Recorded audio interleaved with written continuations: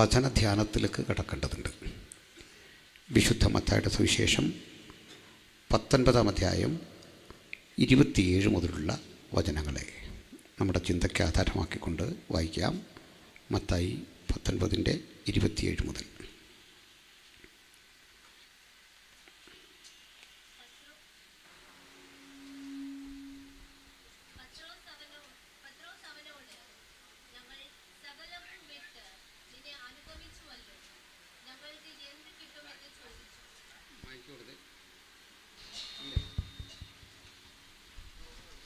പത്രോസ് അവനോട്, ഞങ്ങൾ സകലവും വിട്ട് നിന്നെ അനുഗമിച്ചുവല്ലോ, ഞങ്ങൾക്ക് എന്ത് കിട്ടുമെന്ന് ചോദിച്ചു. യേശു അവരോട് പറഞ്ഞത്, എന്നെ അനുഗമിച്ചിരിക്കുന്ന നിങ്ങൾ പുനർജനത്തിൽ മനുഷ്യപുത്രൻ തൻ്റെ മഹത്വത്തിൻ്റെ സിംഹാസനത്തിൽ ഇരിക്കുമ്പോൾ നിങ്ങളും 12 സിംഹാസനത്തിലിരുന്ന് ഇസ്രായേൽ ഗോത്രം 12-ന് ന്യായം വിധിക്കുമെന്ന് ഞാൻ സത്യമായിട്ട് നിങ്ങളോട് പറയുന്നു. എൻ്റെ നാമം നിമിത്തം വീടുകളെയോ സഹോദരന്മാരെയോ സഹോദരികളെയോ അപ്പനെയോ അമ്മയെയോ മക്കളെയോ നിലങ്ങളെയോ വിട്ടുകളഞ്ഞവന് എല്ലാം 100 മടങ്ങ് ലഭിക്കും. അവൻ നിത്യജീവനെയും അവകാശമാക്കും. എങ്കിലും മുൻപന്മാർ പലർ പിൻപന്മാരും പിൻപന്മാർ മുൻപന്മാരും ആകും. വായിച്ചിരിക്കുന്ന വളരെ അർത്ഥവത്തായ വചനത്തിനായി ഞാൻ കർത്താവിനെ സ്തുതിക്കുന്നു. ദൈവവചനത്തിൻ്റെ സുപ്രധാനങ്ങളായ ചില മർമ്മങ്ങൾ നമ്മുടെ കർത്താവ് വെളിപ്പെടുത്തിയത് പ്രസംഗ രൂപേണയല്ല. പ്രസംഗങ്ങളുമുണ്ട്, പക്ഷെ പ്രസംഗത്തെക്കാൾ ചില മാർമിക സത്യങ്ങൾ കിട്ടിയത് നമ്മൾ ചോദ്യങ്ങൾ ചോദിക്കുമ്പോഴാണ്. ആ ചോദ്യങ്ങൾ എന്ന് പറഞ്ഞാൽ സാധാരണ മനുഷ്യരുടെ ചോദ്യങ്ങളാണ്. ഉദാഹരണം പത്രോസ് അല്ലെങ്കിൽ യോഹന്നാൻ. ഇന്നിപ്പോൾ നമ്മുടെ യൂത്ത് ക്യാമ്പുകളിൽ ഒരു QA സെക്ഷനുണ്ട്. ഞങ്ങളൊക്കെ അതിൽ വരാറുണ്ട്, ഉത്തരം പറയാൻ ശ്രമിക്കാറുണ്ട്. കുട്ടികൾ വലിയ ചോദ്യങ്ങളാണ് ചോദിക്കുന്നത്. പലപ്പോഴും അവർ ഉയർത്തുന്ന ചോദ്യങ്ങളുടെ ഗൗരവം ഉത്തരം കൊടുക്കത്തക്ക വിധത്തിൽ ഞങ്ങൾ അതിന് പ്രാപ്തരല്ല എന്ന് തോന്നിയിട്ടുണ്ട്. അത്ര നല്ല ചോദ്യങ്ങളാണ്. പക്ഷേ യേശുവിൻ്റെ അനുഗാമികളിൽ അങ്ങനെ ഒരു ചോദ്യം ചോദിക്കാൻ അന്ന് പ്രാപ്തി ആർക്കില്ല. അത്ര അടിസ്ഥാനപരമായി വിഷയങ്ങളെപ്പറ്റി അവർക്ക് അറിവില്ല. ചോദിക്കാൻ കഴിവുള്ള ആളുണ്ടായിരുന്നു പുറത്ത്. പൗലോസ്, നിക്കോദിമോസ്, അങ്ങനെയുള്ള വലിയൊരു ബുദ്ധിപരമായി ചിന്തിക്കുന്ന ഒരു സമൂഹം പുറത്തുണ്ട്. അവരോടാണ് യേശു സംസാരിച്ചതെങ്കിൽ ബൈബിളിൻ്റെ രൂപം ഇതായിരിക്കില്ല, നമുക്ക് മനസ്സിലാവത്തില്ല. അതൊരു ബൗദ്ധിക മേഖലയിൽ തന്നെ ഒതുങ്ങും. നമുക്ക് പിടികിട്ടാത്ത വലിയ തത്വചിന്തകളായി അതവിടെ നിൽക്കും. പക്ഷേ യേശുവിനോട് ചോദ്യം ചോദിച്ച മനുഷ്യർ നമ്മെപ്പോലെ ശരാശരിക്കാരാണ്, അതിൽ താഴെയാണ്. നമ്മൾ ചോദിക്കാൻ പലപ്പോഴും ആശങ്കപ്പെടുന്നൊരു ചോദ്യം പത്രോസ് ചോദിക്കുകയാണ്. നമുക്കെല്ലാം ഈ ചോദ്യം ഉള്ളിലുണ്ട്, പക്ഷേ ഗുരുവിനോട് ചോദിക്കാൻ ഒരു ഭയം. പക്ഷേ ആ നിഷ്കളങ്കനായ മനുഷ്യൻ തൻ്റെ ഒരു ആശങ്ക പങ്കുവച്ചു. ഗുരു, ഞാൻ സകലതും വിട്ടാണ് നിൻ്റെ കൂടെ വന്നത്. ഞങ്ങൾക്ക് എന്ത് കിട്ടും? വലിയൊരു ചോദ്യമാണ്. നമുക്ക് വേണമെങ്കിൽ പത്രോസിനെ ഒരു ഭൗതികവാദിയായിട്ടോ അങ്ങനെയുള്ള താല്പര്യമുള്ളൊരു മനുഷ്യനായിട്ടോ ചുരുക്കി കാണാം. പക്ഷെ എല്ലാം വിട്ടുവന്ന് ശൂന്യതയിൽ നിൽക്കുന്ന ഒരുത്തൻ്റെ ധർമ്മസങ്കടത്തിൽപ്പെട്ട ചോദ്യം അത്. ആ അവസ്ഥയിലെത്തുമ്പോഴാണ് നമ്മളൊരു ചോദ്യം ചോദിക്കുന്നത്. നമ്മളിത് ചോദിച്ചിട്ടുണ്ട്. പക്ഷേ പത്രോസ് ഇതെല്ലാം ഉപേക്ഷിച്ചത് യേശുവിൻ്റെ വാക്ക് കേട്ടാണ്. നമുക്ക് ജീവിതത്തിൻ്റെ നഷ്ടങ്ങൾ കൊണ്ടിത് സംഭവിച്ചിട്ടുണ്ട്. പത്രോസിൻ്റെ ചോദ്യം, തൻ്റെ കർത്താവ് പണ്ട് പറഞ്ഞു, ഇതൊക്കെ വിട്ട് നീ എന്നെ അനുഗമിക്കണം. അനുഗമിച്ചു, പഠിച്ചു, ഒപ്പം നടന്നു, പരമാവധി ക്രിസ്തുവിനോട് കൂടെ നടന്നു. ഇടയ്ക്ക് ഒരു അബദ്ധമൊക്കെ കാണിക്കും, ചില അബദ്ധ വാക്കുകൾ പറയും. ആ തെറ്റ് യേശു തിരുത്തി കൊടുക്കും. ചിലപ്പോൾ ശാസിക്കും, ചിലപ്പോൾ കഠിനമായി ശാസിക്കും. ഒരു ഘട്ടത്തിൽ സാത്താനെ എന്നൊരെ വിളിച്ചു. നമ്മളാണെങ്കിൽ അന്ന് ശാരവും വിട്ട് ചർച്ചക്കോടി പോവും, ചർച്ചക്കോടിലാണ് IPC പോവും. ഇതൊന്നും ഒത്തില്ലേ? കാരണം ന്യായമുണ്ട്. അങ്ങനെയൊക്കെ വിളിക്കാവോ? അത്രയും കട്ടിക്കല്ലേ? അത് റീസണബിളാണ്. അടുത്ത ചർച്ച ചേർക്കുകയും ചെയ്യും. ചെന്നാൽ എന്തു പറയും? നമുക്കൊരു ധാരണയൊക്കെ ഉണ്ടെങ്കിലും എന്താ പോരാൻ കാരണം? എന്നെ സാത്താനെന്ന് വിളിച്ചു. എന്നാൽ നീ ഇവിടെ കുടിക്കൂ. കാരണം അത് വലിയൊരു പ്രശ്നം തന്നെയാണ് അല്ലേ? ഒരുപക്ഷെ നമ്മൾ പിളർന്നാലും ഇങ്ങനെയൊക്കെ ഇരിക്കട്ടെ എന്ന് ഓർത്തായിരിക്കും ദൈവം നമ്മളെ ഇത്രയും പ്രസ്ഥാനമാക്കിയേ. അത് ഒരു നന്മയുണ്ട്, പോട്ടെ. പത്രോസിൻ്റെ കാര്യം ന്യായമാണ്. ഇത്ര കേട്ടിട്ടും അയാൾ യേശുവിനെ വിട്ടു പോകുന്നില്ല. കാരണം അവനറിയാം ആ ശാസനയ്ക്കകത്തും ഒരു സാന്ത്വനം, അത് യേശുവിൻ്റെ മാത്രം പ്രത്യേകതയാണ്. തല്ലിയാലും അതിലുണ്ട് ഒരാശ്വാസം. ഈ ആശ്വാസമാണ് ക്രിസ്തുവിനെ ഉലകമഹാന്മാരിൽ നിന്ന് വ്യത്യസ്തനാക്കുന്നത്. കേവലം ചില ചിന്തകൾ പറഞ്ഞ് മനുഷ്യ മനസ്സിനെ ഉണർത്തുന്ന വികാരപരമായ ചില പ്രസംഗങ്ങൾ പറഞ്ഞ്, അതുമല്ലെങ്കിൽ ദാർശനികമായി ആർക്കും മനസ്സിലാകാത്ത കുറേ ആശയങ്ങൾ പറഞ്ഞ് അണികളെ ഒരു സ്ഥാപനത്തിൽ പഠിപ്പിച്ച അക്കാദമീഷ്യന്മാരെ പ്രൊഡ്യൂസ് ചെയ്യുന്ന ഒരു സംവിധാനമായിരുന്നില്ല യേശുവിൻ്റെ പഠനങ്ങളും പഠിപ്പിക്കലും ക്ലാസ്സും. മറിച്ച് തൻ്റെ കൂടെ ഒരുവൻ വന്നാൽ 24 മണിക്കൂറും അവൻ ശിഷ്യനാണ്. എങ്ങനെ ഉറങ്ങണം അത് ഈ ഗുരുവിൽ നിന്ന് പഠിക്കാം. എങ്ങനെ പ്രാർത്ഥിക്കണം അത് ഈ ഗുരുവിൽ നിന്ന് പഠിക്കാം. എങ്ങനെ പ്രസംഗിക്കണം അത് ഈ ഗുരുവിൽ നിന്ന് പഠിക്കാം. എങ്ങനെ നന്മ ചെയ്യണം അത് ഈ ഗുരുവിൽ നിന്ന് പഠിക്കാം. 24 hours അവർ യേശുവിൻ്റെ കൂടെയാണ്. ഈ കൂടെ എങ്ങനെ കുടുംബസന്ധാരണം അത് ഈ ഗുരു പഠിപ്പിക്കും. എവിടെ പോകണം, എന്ത് ചെയ്യണം, എന്തായിരിക്കണം, ഇതൊക്കെ പഠിപ്പിച്ച ഈ മഹാഗുരുവിനോട് ഒരു ദിവസം വിഡ്ഢിത്തം എന്ന് തോന്നുന്ന ഒരു ചോദ്യം. ചിലപ്പോഴൊക്കെ നമുക്ക് പൊതുസമൂഹത്തോടൊരു ചോദ്യം ചോദിക്കാനുണ്ടാകും. ഒരു വേദിയിൽ നിൽക്കുന്ന ഒരാളോട് അവസരം തരുമ്പോൾ ഒരു ചോദ്യം ചോദിക്കാനുണ്ടാകും. ആ ചോദ്യം കൊള്ളാമോ? ആ ചോദ്യം അർത്ഥസഹിതമാണോ? അത് വിഡ്ഢിത്തമായി ജനങ്ങൾ ചിന്തിക്കുമോ? ഇങ്ങനെയൊക്കെ ചിന്തിക്കുന്നവരാണ് നമ്മൾ. പക്ഷേ ആ നിഷ്കളങ്ക മനുഷ്യൻ അതൊന്നും ചിന്തിക്കാതെ തുറന്നടിക്കുന്ന ഒരു ചോദ്യം. നമ്മളെക്കാൾ ജാഗ്രത അവർക്ക് വേണമായിരുന്നു. കാരണം അവർ പറയുന്നതൊക്കെ ഈ പുസ്തകത്തിൽ സ്ഥാനം പിടിച്ചു അല്ലേ? ഇതിനകത്ത് രേഖയാകുന്നതാണ്. അതാണ് കാര്യം. ഇതൊന്നും അറിയാതെ ഈ സാധു മനുഷ്യൻ ചോദിക്കുകയാണ്, ഗുരു, ഞങ്ങൾ സകലതും വിട്ട് നിന്നെ അനുഗമിച്ചു, ഞങ്ങൾക്ക് എന്ത് കിട്ടും? ഈ ചോദ്യം ചോദിച്ച മറ്റൊരാളുണ്ട്. അത് നഥനയിലാണ്. അദ്ദേഹം ചോദിച്ചെന്താ? നസ്രത്തിൽ നിന്ന് വല്ല നന്മയും വരുമോ? ലോകത്തിൻ്റെ ചോദ്യം അതാണ്. നന്മ വരുമോ? എന്ത് കിട്ടും? എനിക്കെന്ത് ഗുണം? ഈ ചോദ്യങ്ങളോടെ യേശുവിൻ്റെ അരികിൽ വരുന്ന മനുഷ്യരെ നമുക്കിന്ന് കാണാം. ആ മനുഷ്യരുടെ ആഗ്രഹമറിഞ്ഞ് പ്രസംഗകർ അവർക്ക് വേണ്ടി വിഷയം സജ്ജീകരിക്കുന്നു. അവരെ മനസ്സിലാക്കി അവർക്ക് വേണ്ടി പ്രസംഗിക്കുന്നു. പലപ്പോഴും ഞങ്ങളൊരു പരിസരത്ത് ചെന്നാൽ ആ പശ്ചാത്തലം നമുക്ക് ചോദിക്കും, എന്താണ് അവിടുത്തെ ആളുകളുടെ ഒരു സ്വഭാവം? അവർ കേൾക്കാനിരിക്കുന്ന സന്ദേശം എന്താ? എന്തിനാണ്? അല്ലെങ്കിൽ ആ പാസ്റ്റർ മുൻകൂട്ടി പറയും, ഇവിടുത്തെ ലോക്കൽ ഇങ്ങനെയാണ്, ഇവിടുത്തെ പരിതസ്ഥിതി ഇങ്ങനെയാണ്. ഇതൊക്കെ അറിയും. അറിഞ്ഞിട്ട് അതിന് വേണ്ട ഒരു സന്ദേശം പറയുക സ്വാഭാവികമാണ്. അതിൽ തെറ്റുമില്ല. പക്ഷെങ്കിൽ ഇവിടുത്തെ വ്യത്യാസം എന്താ? ഈ വന്നിരിക്കുന്ന ജനത്തിൻ്റെ ചില ഇഷ്ടങ്ങൾ അറിഞ്ഞിട്ട്, അവരുടെ താല്പര്യങ്ങൾ അറിഞ്ഞിട്ട് അത് സാധിച്ചു കൊടുക്കുന്ന ഒരു യേശുവിനെക്കുറിച്ചാണ് നാം ഈ കാലത്ത് കേൾക്കുന്ന പ്രസംഗം. ഉദാഹരണം, നിങ്ങൾ കടബാധ്യതയിൽ അകപ്പെട്ടോ? അതൊക്കെ തീർത്തു തരാൻ ഈ സുവിശേഷം പര്യാപ്തമാണ്.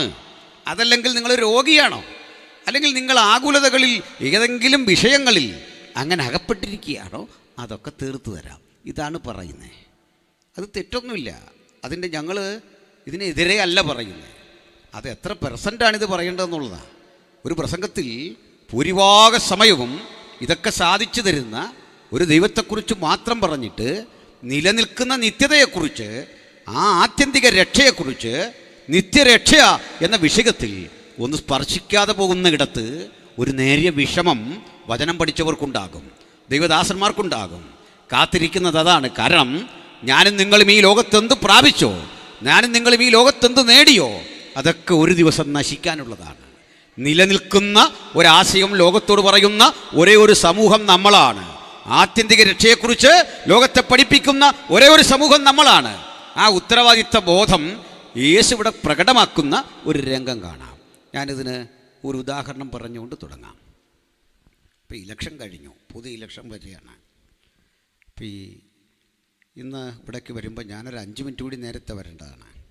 പക്ഷേ നമ്മുടെ അടൂർ ആ ബൈപ്പാസിലൊരു പ്രോഗ്രാം നടക്കുകയാണ്. അപ്പോൾ പഴയ റോഡേ തന്നെ തിരിച്ച് നമുക്ക് വരേണ്ടി വന്നു. അപ്പോൾ ഇവിടെ നമ്മൾ ഇവരുടെ പ്രസംഗം കേൾക്കുക. എല്ലാ രാഷ്ട്രീയ കക്ഷികളുടെയും ഒരു ആൾ പ്രസംഗിക്കുകയാണ്. നമ്മളത് കുറേ നേരം കേട്ടു. അത് കേട്ടാൽ നമുക്ക് തോന്നും ആ പാർട്ടിയാണ് ശരി. പിന്നാലെ അടുത്ത ആൾ വന്നാൽ നമുക്ക് തോന്നും അതും ശരിയാണ്. കാരണം ഇവരെല്ലാം ഒരു ശരിയാണ് പറയുന്നത്. അവർ പറഞ്ഞെന്താണ്? നമ്മുടെ നന്മയ്ക്ക് വേണ്ടി അവരെന്തൊക്കെ ചെയ്യും ഇത് പറയുന്നത്. പഞ്ചായത്തിൽ നമ്മൾ വോട്ട് ചെയ്താൽ, അല്ലെങ്കിൽ മുനിസിപ്പാലിറ്റിയിൽ വോട്ട് ചെയ്താൽ അവരെന്തൊക്കെ നമുക്ക് ചെയ്തു തരും. നമുക്ക് റോഡ് വെട്ടിത്തരും, ഉള്ള റോഡ് ടാർ ചെയ്ത് തരും, നമുക്ക് വെളിച്ചം തരും, വെള്ളമില്ലാത്തിടത്ത് ശുദ്ധജലം എത്തിക്കും, ഹോസ്പിറ്റലുകളുണ്ടാക്കും. ഇതൊക്കെ തന്നെയാണ്. അതൊക്കെ അവർ ചെയ്യുന്നുണ്ട്, ഇല്ലെന്ന് പറയാൻ വയ്യ. നമ്മളിതൊക്കെ അനുഭവിച്ചിട്ട് പറയും ഇതൊന്നും കൊള്ളൂല എന്ന് പറയല്ലേ. നമ്മൾ അവർ വെട്ടിയ റോഡിൽ കൂടെ വന്നേ, ആ വെളിച്ചമാണ് ഈ വഴിയിലെല്ലാം ഉള്ളത്. ആ വെള്ളം നമ്മൾ കുടിക്കുന്നത്. കേന്ദ്ര സർക്കാരാണെങ്കിലും കേരള സർക്കാരാണെങ്കിലും പ്രതിപക്ഷമാണെങ്കിലും ഇവരൊക്കെ ആവശ്യമാണ്. അത് ബൈബിളിൽ കൊണ്ടവരൊക്കെ ആവശ്യമാണ്. അവരെ തള്ളാനാവില്ലല്ലേ. ദൈവം ആക്കിയത് അവരെന്നും ബൈബിളിലുണ്ട്. ഗവൺമെൻറ്റുകളെ ദൈവം ആക്കി, അങ്ങനെയാണ് കാണണ്ടേ. അപ്പോൾ ഇതിൻ്റെ എല്ലാം പിന്നിൽ അണികളുണ്ട്, ആളുകളുണ്ട്, അവരെ പിന്തുണയ്ക്കുന്നവരുണ്ട്. നമ്മളും മനസാക്ഷിക്കനുസൃതമായിട്ട് വോട്ട് ചെയ്യാറുണ്ട്. ഒരു കക്ഷി രാഷ്ട്രീയമില്ലാതെ ഒരു മനസാക്ഷി എന്താണ് യുക്തമെന്ന് തോന്നുന്ന വഴിയിൽ ചിന്തിക്കാറുണ്ട്. പക്ഷെ ഒരു കാര്യം, ഒരു നേതാവ് വന്ന് പ്രസംഗിക്കുകയാണ്. വെള്ളം ഇപ്പോൾ ഈ കിട്ടുന്ന വെള്ളമൊക്കെ ഉള്ളൂ, പുതുതായിട്ട് ഒരു പദ്ധതി നമുക്കില്ല. പിന്നെ ഉള്ള വെള്ളം കൊണ്ടൊക്കെ അഡ്ജസ്റ്റ് ചെയ്തോണം. റോഡ് പുതുതായിട്ട് വെട്ടത്തില്ല, പാലമൊന്നും ഇനിയും പണിയൊന്നും ഓർക്കണ്ട, വാക്സിനുകളോ ഹോസ്പിറ്റലോ ഒന്നും ഉണ്ടാവില്ല എന്ന് പറഞ്ഞാൽ നമ്മൾ ആ പാർട്ടിയുടെ കൂടെ നിൽക്കുമോ? ഇല്ല.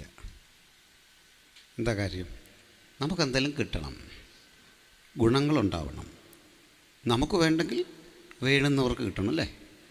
ഞാൻ ഇടയ്ക്ക് ഒരു യോഗത്തിൽ പറഞ്ഞു, അതൊരു രസകരവും ചിന്തനീയമായൊരു കാര്യമാണ്. ഒരമ്മച്ചി, സാധുവായൊരമ്മച്ചി ചില നാൾക്ക് മുമ്പ് എന്നോട് പറഞ്ഞു, അവിടുത്തെ ഗ്രാമപഞ്ചായത്ത് മെമ്പർ ഒരു പണി തന്നു. എന്താണെന്ന് ചോദിച്ചു.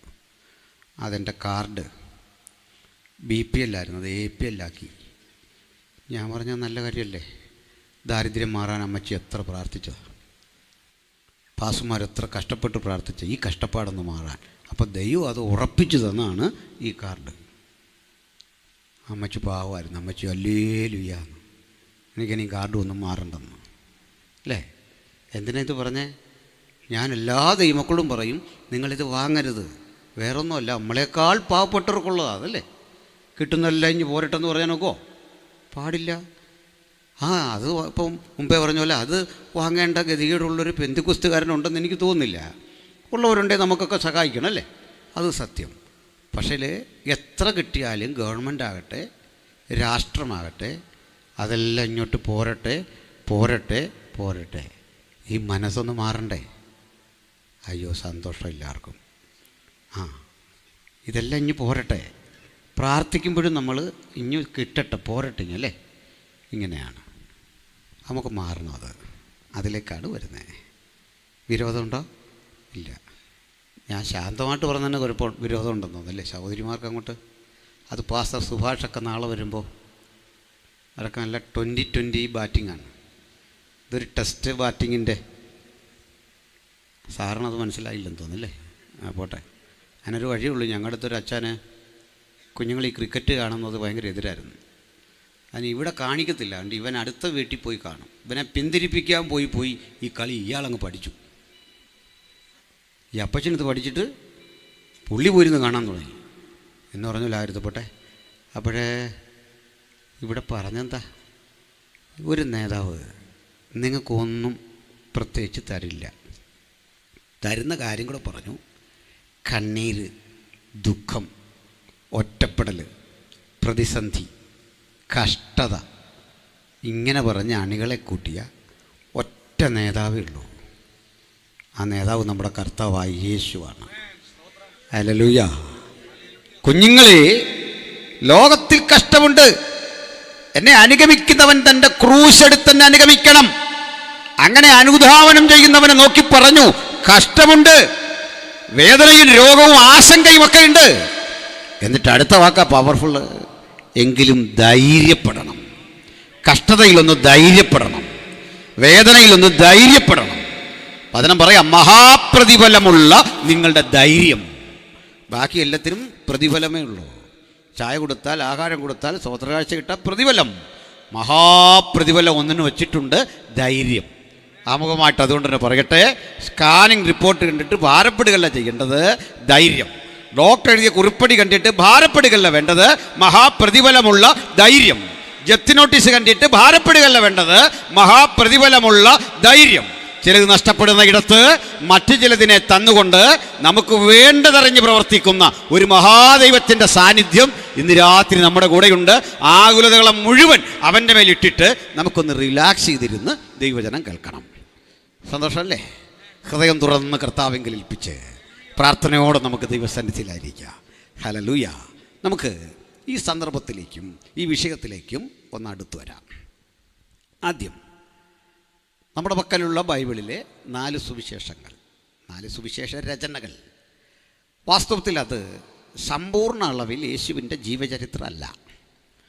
കാരണം യേശുവിൻ്റെ ജീവചരിത്രം എഴുതാൻ സാധിക്കില്ലെന്നാണ് യോഹന്നാൻ പറയുന്നത്. പൂർണ്ണമായിട്ട് യേശു ചെയ്ത മറ്റു പലതുകൊണ്ട് അത് ഗ്രന്ഥമാക്കാനൊന്നും കഴിയില്ല. നമുക്ക് അനിവാര്യമുള്ള ചിലതാണ് ഇതിൽ രേഖപ്പെടുത്തിയിട്ടുള്ളത്. 4 സുവിശേഷം. പലപ്പോഴും വിശ്വാസ സമർത്ഥന രംഗത്ത് പ്രവർത്തിക്കുന്ന ഒരാളെന്ന നിലയിൽ ആളുകൾ ചോദിക്കുന്ന ചോദ്യങ്ങളിലൊന്നാണ്, എന്തിനാണ് 4 സുവിശേഷം? ഈ 4 സുവിശേഷങ്ങളുടെ വായന ആളുകളിൽ ഉളവാക്കുന്ന ചില പ്രശ്നങ്ങളില്ലേ? ഉദാഹരണം, ഒരാൾ പറയുന്നു അവൻ യെരിഹോവിലേക്ക് വന്നാറേ ഒരു കുരുടനെ സുഖപ്പെടുത്തി. മറ്റാൾ പറയുന്നു അവൻ യെരിഹോവിൽ നിന്ന് പോയാറെ ഒരു കുരുടനെ സുഖപ്പെടുത്തി. ഈ വാക്യമെടുത്ത ആൾ ചോദിക്കും, ഇത് രണ്ടും ദൈവവചനമാണെങ്കിൽ ചെറിയൊരു വാക്കിൻ്റെ വ്യത്യാസമുള്ളെങ്കിലും ഇതെന്തുകൊണ്ട് ഇങ്ങനെ പറ്റി? വന്നാറെയാണോ പോയപ്പോഴാണോ? സംഗതി ചെറുതാ, പക്ഷെ വചനമല്ലേ. 4 പേര് എഴുതിയപ്പോൾ എഴുത്തിൽ ഇങ്ങനെ വന്നത് പിശകാണോ? ഞങ്ങൾ പറയാം അത് പിശകൊന്നുമല്ല.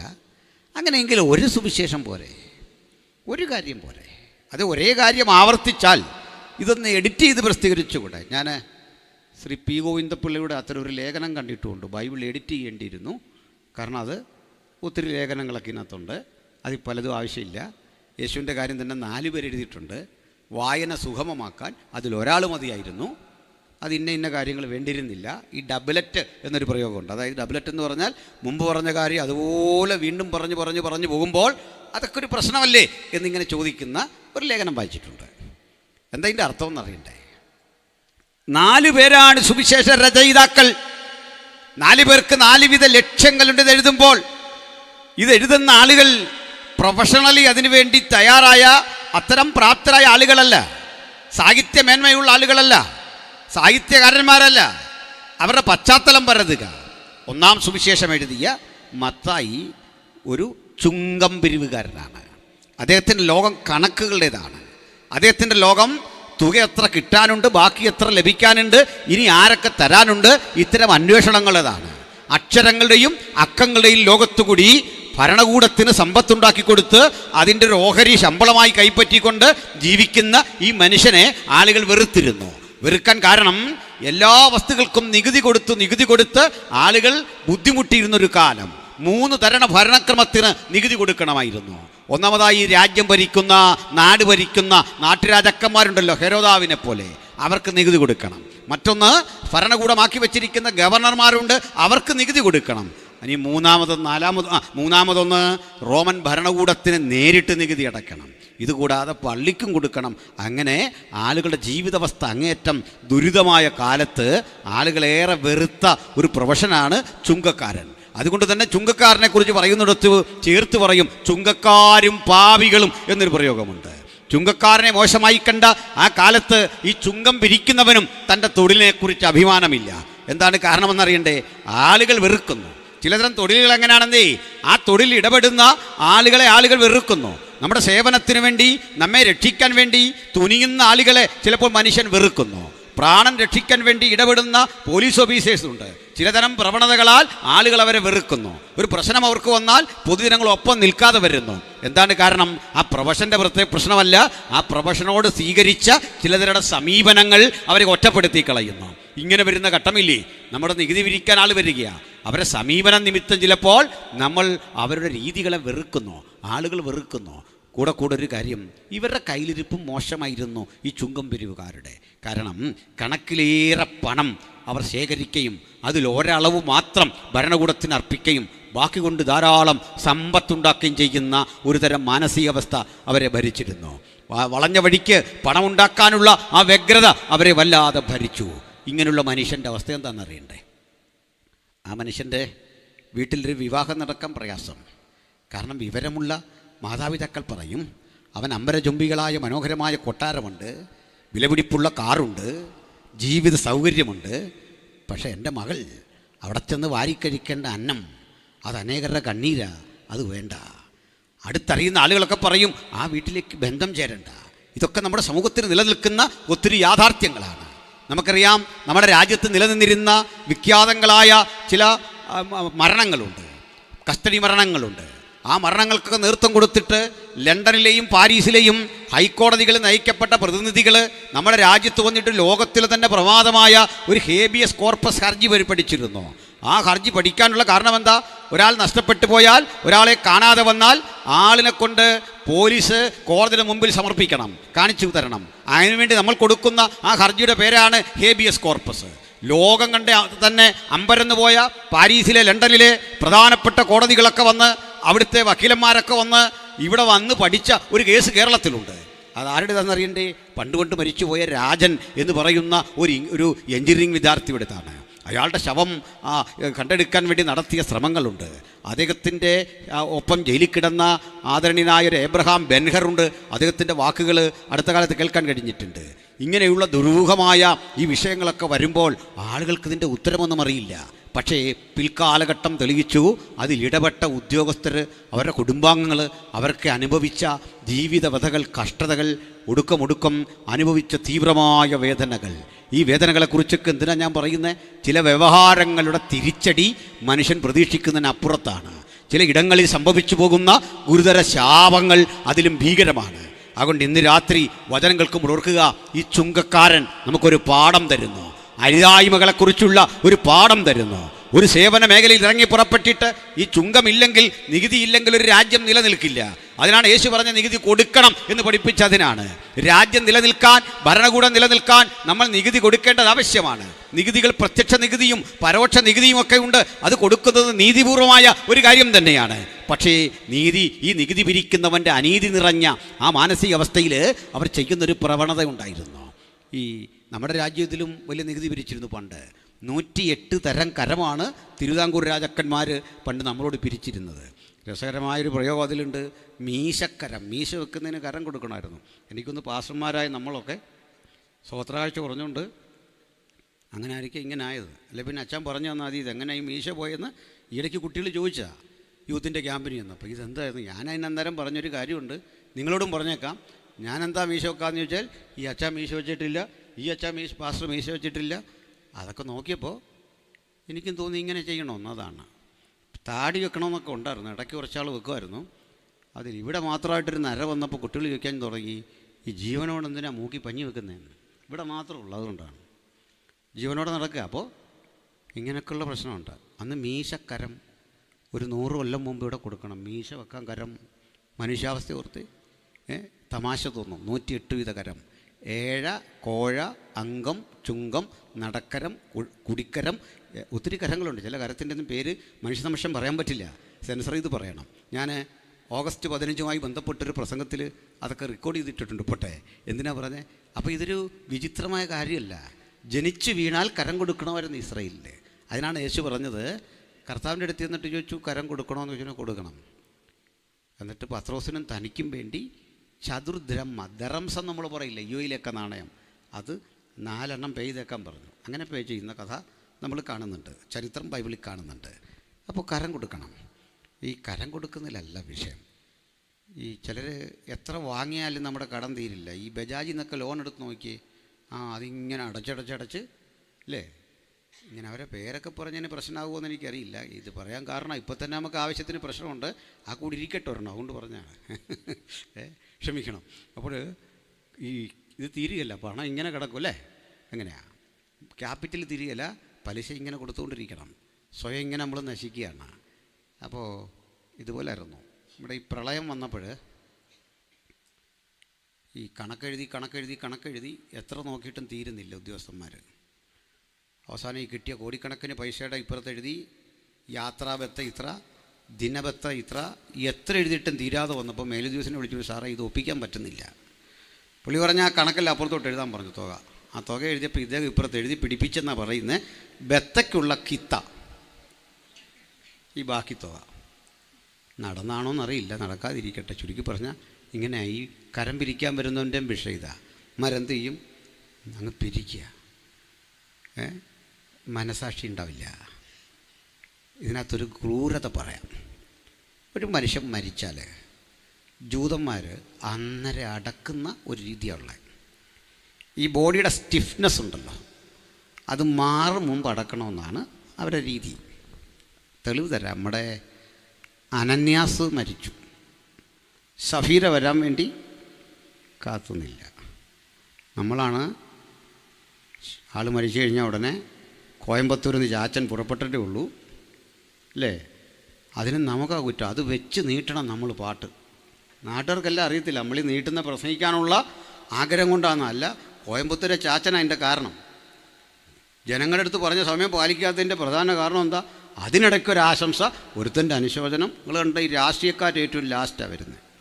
തൊട്ടടുത്ത മെമ്പറും താമസിച്ചേ വരുള്ളൂ, ആ പീക്കവറിൽ ബുദ്ധിമുട്ടിക്കാൻ. ഇങ്ങനെയൊക്കെയുള്ള ആൾ പറയണം, സാറ് വരുവാണെങ്കിൽ നേരത്തെ വാ.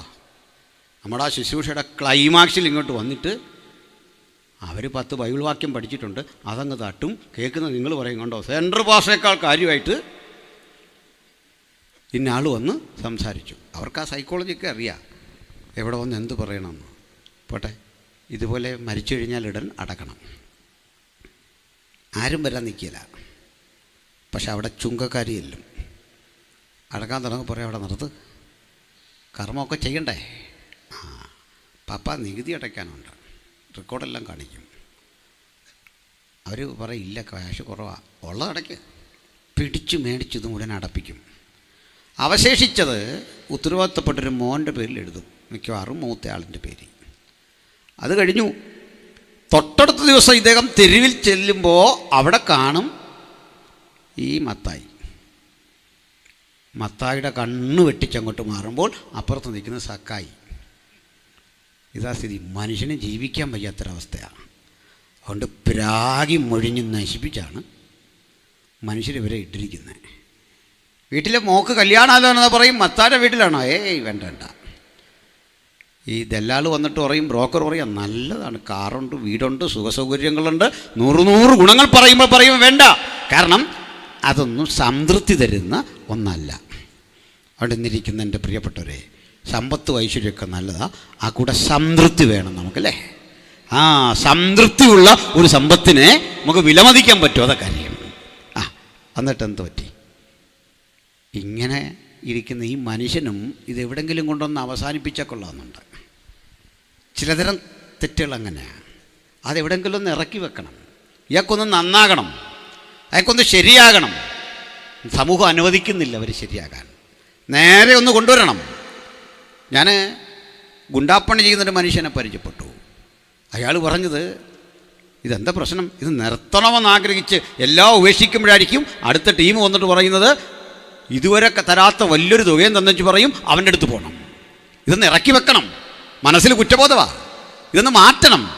പക്ഷെ സമൂഹം സമ്മതിക്കുന്നില്ല, സാഹചര്യം സമ്മതിക്കുന്നില്ല. അത്തരമൊരവസ്ഥയുടെ പേരാ ബന്ധനം. ബന്ധിക്കപ്പെട്ട ആ പ്രതിസന്ധി ഹൃദയത്തിൻ്റെ ഉള്ളിൽ ഒരു വേദനയായി ആഴത്തിൽ ഇങ്ങനെ വ്യാപരിച്ചുകൊണ്ടിരിക്കുന്ന ഘട്ടത്തിൽ മത്തായിക്ക് തോന്നെങ്കിലും ഇറക്കി വെക്കണം, സക്കായിക്ക് തോന്നുന്നു മാറി നടക്കണം. ആ ചിന്തയോടുകൂടി ഒരിക്കൽ ചുങ്കം പിരിച്ചുകൊണ്ടിരിക്കുന്ന ആ സ്ഥലത്ത് യേശു ചെന്നു. എന്നിട്ട് ഒറ്റ വാക്കേ പറഞ്ഞുള്ളൂ, നീ കാണിക്കുന്നത് തെറ്റാന്നോ, ഇനി ഇത് ചെയ്യരുതെന്നോ, ഇത്ര നാൾ നീ കാണിച്ചത് ശരിയായില്ലെന്നോ ഒന്നും പറയാതെ അവനെ ഒന്ന് നോക്കി. കർത്താവ് നോക്കിയാൽ മതി, ബാക്കിയൊക്കെ ശരിയാവും. ഒരു വഴക്കും പറഞ്ഞില്ല. ബൈബിൾ എവിടെയെങ്കിലും ഒരു മനുഷ്യനെ ശമര്യ സ്ത്രീയെ ഡീല് ചെയ്യുമ്പോൾ, സക്കായിയെ ഡീല് ചെയ്യുമ്പോൾ, മത്തായിയെ ഡീല് ചെയ്യുമ്പോൾ യേശു ഒരു വഴക്കും പറഞ്ഞു കേട്ടിട്ടില്ല. ഇങ്ങനെ ഇടപെടാൻ കഴിയുന്ന ഒറ്റ വിദഗ്ധനായ ഹൃദയത്തെ അറിയുന്ന ഒരു നല്ല മനഃശാസ്ത്രജ്ഞൻ്റെ പേരാ യേശു ക്രിസ്തു. ഹല്ലേലൂയ. പാപബോധം അവൻ ഉളവാക്കുന്നത് പരിഹസിച്ചല്ല, കുഴപ്പം കണ്ടുപിടിച്ച് 10 പേരോട് പറഞ്ഞല്ല, തൊട്ടു മുമ്പിൽ വന്ന് നിന്നിട്ട് യേശു മാത്രം ഇടപെടുന്ന രീതിക്കൊരു പ്രത്യേകതയുണ്ട്. അവൻ അടുത്തോട്ട് വന്നിട്ട് പറയും, വാ എൻ്റെ കൂടെ, അത് കളഞ്ഞേച്ചു വാ. അപ്പോഴീ കൂടെ വരുന്നവന് ഒരു ബുദ്ധിമുട്ട്. ആ ബുദ്ധിമുട്ട് എങ്ങനെയാണെന്ന് ഞാൻ പറയാം. നമ്മളെല്ലാം കൂടെ ഒരു പ്രവർത്തനത്തിന് പരസ്യത്തിന് പോവാം. നമ്മൾ ഈ ടൗണിലേക്ക് ചെല്ലുമ്പോൾ നന്നായിട്ട് പ്രസംഗിക്കുന്ന നമ്മുടെ ഒരു സഹോദരനെ കണ്ടു. അയാൾ കുഴപ്പം പക്ഷേ ഇതാണ്, വീട്ടിലിട്ടിരിക്കുന്ന ആ ടീഷർട്ടും പൊതുജനങ്ങളുടെ കൂടെ വന്ന് സംസാരിക്കാൻ കഴിയാത്തൊരു പാൻറ്റും ഒക്കെ ഇട്ട് നിൽക്കുക. നമ്മൾ വിളിച്ചു, വാ സാരമില്ല കയറിക്കോ, ഇങ്ങോട്ട് കയറ്, അതൊന്നും സാരമില്ല എന്ന് വാ. നിർബന്ധത്തിന് വഴങ്ങി ഈ മനുഷ്യൻ കൂടെ കൂടുമ്പോഴെല്ലാം അയാളുടെ ഉള്ളിൽ ഒരു വല്ലായ്മ. കാരണം എന്താ, ശുഭ്രവസ്ത്രധാരികളുടെ കൂടെ ചേരാത്ത വസ്ത്രം ധരിച്ച് ഞാൻ നടക്കുമ്പോൾ എനിക്ക് തോന്നുന്ന ഒരു ഇറിറ്റേഷൻ പോലെ, മത്തായിക്കൊരു ഇറിറ്റേഷൻ. ഞാൻ ആരുടെ കൂടെ പോകുന്നേ? രാജാതി രാജാവിൻ്റെ കൂടെ, പരിശുദ്ധൻ്റെ കൂടെ, അത്ഭുതങ്ങൾ ചെയ്തവൻ്റെ കൂടെ, സത്യസന്ധൻ്റെ കൂടെ. ഈ പരിശുദ്ധൻ്റെ കൂടെ നടന്നപ്പോൾ തോന്നിയ ഇറിറ്റേഷൻ കൊണ്ട് മത്തായിക്ക് അന്ന് തോന്നി, എനിക്കൊന്ന് നന്നാകണം, എനിക്കൊന്ന് ശരിയാകണം. ഇന്നലെ വരെ ഞാൻ ഓടിയ ഓട്ടത്തിൻ്റെ വിപരീത ദിശയിലേക്ക് എനിക്കൊന്ന് യാത്ര ചെയ്യണം. ഇന്നലെ വരെ ചിന്തിച്ചതിൻ്റെ വിപരീതമായി ചിലത് ചെയ്യണം. ഇതേ തോന്നൽ സക്കായിക്ക് വന്നപ്പോഴാണ് സക്കായി ചിന്തിച്ചത്, ഞാനേ ചതിവായി വാങ്ങിയതൊക്കെ ഇതാ 10 മടങ്ങ് മടക്കി കൊടുക്കാൻ സന്നദ്ധനായി വരിക. ചിലതരം പാപക്ഷമയുടെ ശക്തി അതാണെങ്കിൽ ഈ രാത്രി അങ്ങനെ നമ്മെ ആക്കി തീർക്കുന്ന മഹാദൈവത്തിൻ്റെ പുത്രൻ ഇവിടെയുണ്ട്. ഏത് വേദനയും പരിഹരിച്ച് തന്നെ അനുഗമിക്കാൻ നമ്മെ പ്രാപ്തനാക്കുന്ന ആ ദൈവപുത്രനെ ഈ വചനം കേൾക്കുന്നവരുടെ നടുവിൽ ഉയർത്തിക്കാട്ടിക്കൊണ്ട് ഈ പ്രഥമ രാത്രി തന്നെ സുവിശേഷത്തിന്റെ മഹിമ ഞങ്ങൾ ഇങ്ങനെ വിളംബരം ചെയ്യട്ടെ. മറ്റൊരുവരിലും രക്ഷയില്ല. നാം രക്ഷിക്കപ്പെടുവാൻ ആകാശത്തിന് കീഴിൽ മനുഷ്യരുടെ ഇടയിൽ നൽകപ്പെട്ട ഒരേ ഒരു നാമം നമ്മുടെ കർത്താവായ യേശു ക്രിസ്തുവിന്റെ നാമം. ആ യേശുവിനെ നമ്മൾ ഒരുമിച്ച് ഉയർത്തുകയാണ്. ഈ ദേശത്തിൽ യേശുവിനെ പരിചയപ്പെടുത്തുകയാണ്. യേശു ചൈതന്യം ഈ ദേശത്ത് വ്യാപരിക്കാൻ പോകുകയാണ്. നാളുകളായി ഹൃദയത്തിന്റെ ഉള്ളിൽ ഇത്തരം വേദനയുടെ വ്യഗ്രതയിൽ കഴിഞ്ഞുകൂടുന്ന ജീവിതങ്ങളുണ്ടെങ്കിൽ ഇതാ ഇരുട്ടിനെയെല്ലാം അടിച്ച് സംശുദ്ധി നമുക്ക് പ്രദാനം ചെയ്യുന്ന യേശു ക്രിസ്തുവിൻ സാന്നിധ്യം ഇന്ന് രാത്രി കേൾപ്പവർക്ക് വിടുതലായി തീരട്ടെ. ഹല്ലേലൂയ. ഇങ്ങനെയുള്ള മത്തായി തൻ്റെ എഴുത്തുകളിൽ പ്രധാനമായി ശ്രദ്ധിച്ച ഒരു കാര്യം, യേശുവിനെ ഒരു രാജാവായി ചിത്രീകരിക്കുക. ജൂതന്മാർ പ്രതീക്ഷിച്ചിരുന്ന ഉലകത്തിൻ്റെ രാജാവ്, സത്യസന്ധനായ രാജാവ് ആ യേശുവാണ് എന്ന് ബോധ്യപ്പെടുത്തുക. പഴയ നിയമകൃതികളിൽ ധാരാളമായുള്ള ഉദ്ധരണികൾ രൂപപ്പെടുത്തിക്കൊണ്ട് അവർ കാത്തിരുന്ന മശിഹ എന്ന രക്ഷകൻ ഈ സുവിശേഷത്തിൽ ഉണ്ട് അങ്ങനെ സ്ഥാപിക്കാൻ ഒരുമ്പെടുമ്പോൾ മത്തായിയുടെ ഒരു കഴിവുകേട് ഞാൻ നിങ്ങളോട് പറയാം. അത് പൊതുവിൽ പറയുന്നതിൽ തെറ്റിദ്ധരിക്കരുത്. മത്തായി പഠിച്ചതെല്ലാം അക്കൗണ്ടൻസിയും കൊമേഴ്സും ഒക്കെയാണ്. അത് പഠിച്ചവരുണ്ട്, ഓർത്തോളം നിങ്ങൾ നല്ല ബ്രില്യൻ്റ് ആൾക്കാരാണ്. ഈ കൊമേഴ്സ് പഠിച്ചവർ, അക്കൗണ്ടൻസി പഠിച്ചവർ അല്ലേ, നല്ല കഴിവ് വേണം. അത് കണക്ക് കൂട്ടാനുള്ള കഴിവല്ല. കാരണം ഇതിന് മാത്രം ഒരു പ്രത്യേകത എന്താണെന്നറിയണ്ടേ, ബികോമിനും എംകോമിനുള്ളൊരു പ്രത്യേകത, അതുമാത്രം പരിഷ്കരിക്കാത്ത സബ്ജക്റ്റാണ്. ബാക്കിക്കെല്ലാം അപ്ഡേഷനുണ്ട്. പണ്ടത്തെ അക്കൗണ്ടൻസിയാണ് ഇപ്പോഴും പഠിക്കുന്നത്, പണ്ടത്തെ കൊമേഴ്സാണ് ഇപ്പോഴും പഠിക്കുന്നത്. അത് കമ്പ്യൂട്ടറൈസ്ഡ് ആയെന്നേ ഉള്ളൂ. കാരണം അതിന് മാറ്റമില്ല. സ്ഥായിയായൊരു ശാസ്ത്രം അതിലുണ്ടതാണ്. കാരണം അക്കൗണ്ടൻ്റ് കൂട്ടുകയും കുറയ്ക്കുകയല്ല ചെയ്യുന്നത്. അയാൾ കൂട്ടുന്നുമില്ല, കുറയ്ക്കുന്നുമില്ല, ഗുണിക്കുന്നുമില്ല, പ്രത്യേകിച്ചൊന്നും ചെയ്യുന്നില്ല. എന്താ ചെയ്യുന്നറിയണ്ടേ, നമ്മൾ നടത്തിയ ചെലവ് അടുക്കി പെറുക്കി വെച്ച് തരുന്നു, ഡീസൻ്റാക്കി തരുന്നു. ഇത്രേ ഉള്ളൂ. ലളിതമായി പറഞ്ഞാൽ നമ്മൾ ചായ കുടിച്ചത് ഈ പന്തലിട്ടത്, ഈ പാട്ടുകാരെ വിളിച്ചത്, ഇതെങ്ങനൊക്കെ ചിലവ് ഏത് വഴിക്ക് പോയി എന്നുള്ളത് അവർ ഓർഡറിലാക്കി തരുന്ന പണിയാണ് അക്കൗണ്ടൻസി. ശരിയാണോ? നല്ല ബ്രില്യൻ്റായ ആളുകൾക്ക് അത് ചെയ്യാൻ പറ്റുമോ? അപാര കഴിവ് വേണം. പക്ഷെ ഒരു പരിമിതി അവർക്കുണ്ട്, ഒരു കുറവ്. പഠിച്ചൊരു പെണ്ണുങ്ങളിൽ സാഹിത്യവും ഭാഷ ഇവർക്കങ്ങനെ വഴങ്ങില്ല. അവരുടെ ലോകം അങ്ങനെ അല്ലേ, സാഹിത്യം വഴങ്ങില്ല. അതുകൊണ്ട് അക്കൗണ്ടൻസി പഠിച്ച ആളുകളുടെ ഇംഗ്ലീഷൊക്കെ ഒന്ന് കേൾക്കണ്ട. Credit what comes in, debit what goes out അല്ലേ? 3 cash book, Menon and company, purchasing എന്നൊക്കെ പറയുമ്പോഴേ നമുക്ക് ദേഹം പെരുക്കും. ഏതാണ്ടൊരു ഭാഷ, സാഹിത്യം വഴങ്ങല്ല. ചിലരുണ്ട് കേട്ടോ, സുമാരഴിക്കോടൊക്കെ കൊമേഴ്സ് പഠിച്ചിട്ട് മലയാളം പഠിച്ച ആളല്ല, ചുമ്മാ ഒന്നുമല്ല. അങ്ങനെയുള്ള ആൾക്കാരുണ്ട്, അപൂർവം ചിലർ. മത്തായി പഠിച്ചല്ല ഇതാ. മാന്യമായി മത്തായിക്ക് കൊടുക്കാവുന്നൊരു ജോലി ട്രഷററുടെ പണിയായിരുന്നു. കൊടുത്തോ? ഇല്ല. നമ്മളീ പലരും നേതാവാകത്തിൻ്റെ കാര്യം മനസ്സിലായോ? ദൈവമുണ്ടായിരിക്കുന്നു, കഴിവില്ലാഞ്ഞിട്ടല്ലെന്നും. ഇതിനകത്തെ സകല പോസ്റ്റിങ്ങും കഴിവിനെ ആധാരമാക്കിയല്ല, കൃപയാണ് മാനദണ്ഡം. കൃപയായതുകൊണ്ടാണ് ഞാനിവിടെ നിൽക്കുന്നത്, കൃപയായതുകൊണ്ടാണ് ഈ കുഞ്ഞുങ്ങൾ പാടുന്നത്, കൃപയായതുകൊണ്ടാണ് കർത്തദാസനോട് ഇരിക്കുന്നത്, കൃപയായതുകൊണ്ടാണ് നിങ്ങളിവിടെ ഇരിക്കുന്ന. യോഗ്യതയല്ല. കഴിവ് വെച്ചവൻ ഒന്നും തരില്ല, കൂട്ടത്തിലേറ്റവും കൊള്ളരുതാത്തവനും തോന്നിയവനെ പിടിച്ച് ട്രഷറുമാക്കി. നമ്മളാണെ ആക്കുമോ? യൂദായുടെ പേരൊക്കെ നിർദ്ദേശിക്കുമ്പോഴേക്ക് ബാക്കി അപ്പോസ്തലന്മാരിന്ന് വിഷമിക്കുന്നുണ്ട്, പറയണമെന്നുണ്ട്, അച്ഛാ വേണ്ട വേണ്ട വേണ്ടെന്ന് പറയണമെന്നുണ്ട്. പക്ഷെ കർത്താവിനോട് പറച്ചിൽ മിണ്ടരുത്, അവിടെ ഇരിക്കാൻ പറയും. പക്വതയില്ലാത്ത ഒരാളെ പിടിച്ച് ലീഡറാക്കുമോ? ആക്കൂല. പക്ഷെ ഈ പിരിവിരാന്നോടി ഏതാണ്ടെല്ലാം കാട്ടിക്കൂടുന്ന പത്രോസിനെ നോക്കി പറഞ്ഞു, നീ ആ ലീഡർ. കണ്ടോ, ഈ കമ്മിറ്റി എത്ര നാൾ നിൽക്കും നിങ്ങളോർത്തേ?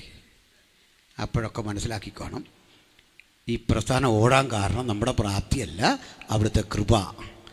ഹല്ലേലൂയ. ആ കഴിവ് നോക്കി അവൻ ഒന്നും തരില്ലെന്ന്, ഒന്നും കഴിവ് നോക്കി തരില്ല. മത്തായിയോട് പറഞ്ഞ് എഴുതിക്കൊള്ളാൻ സുവിശേഷം സാഹിത്യം അറിയാത്തവനോട്.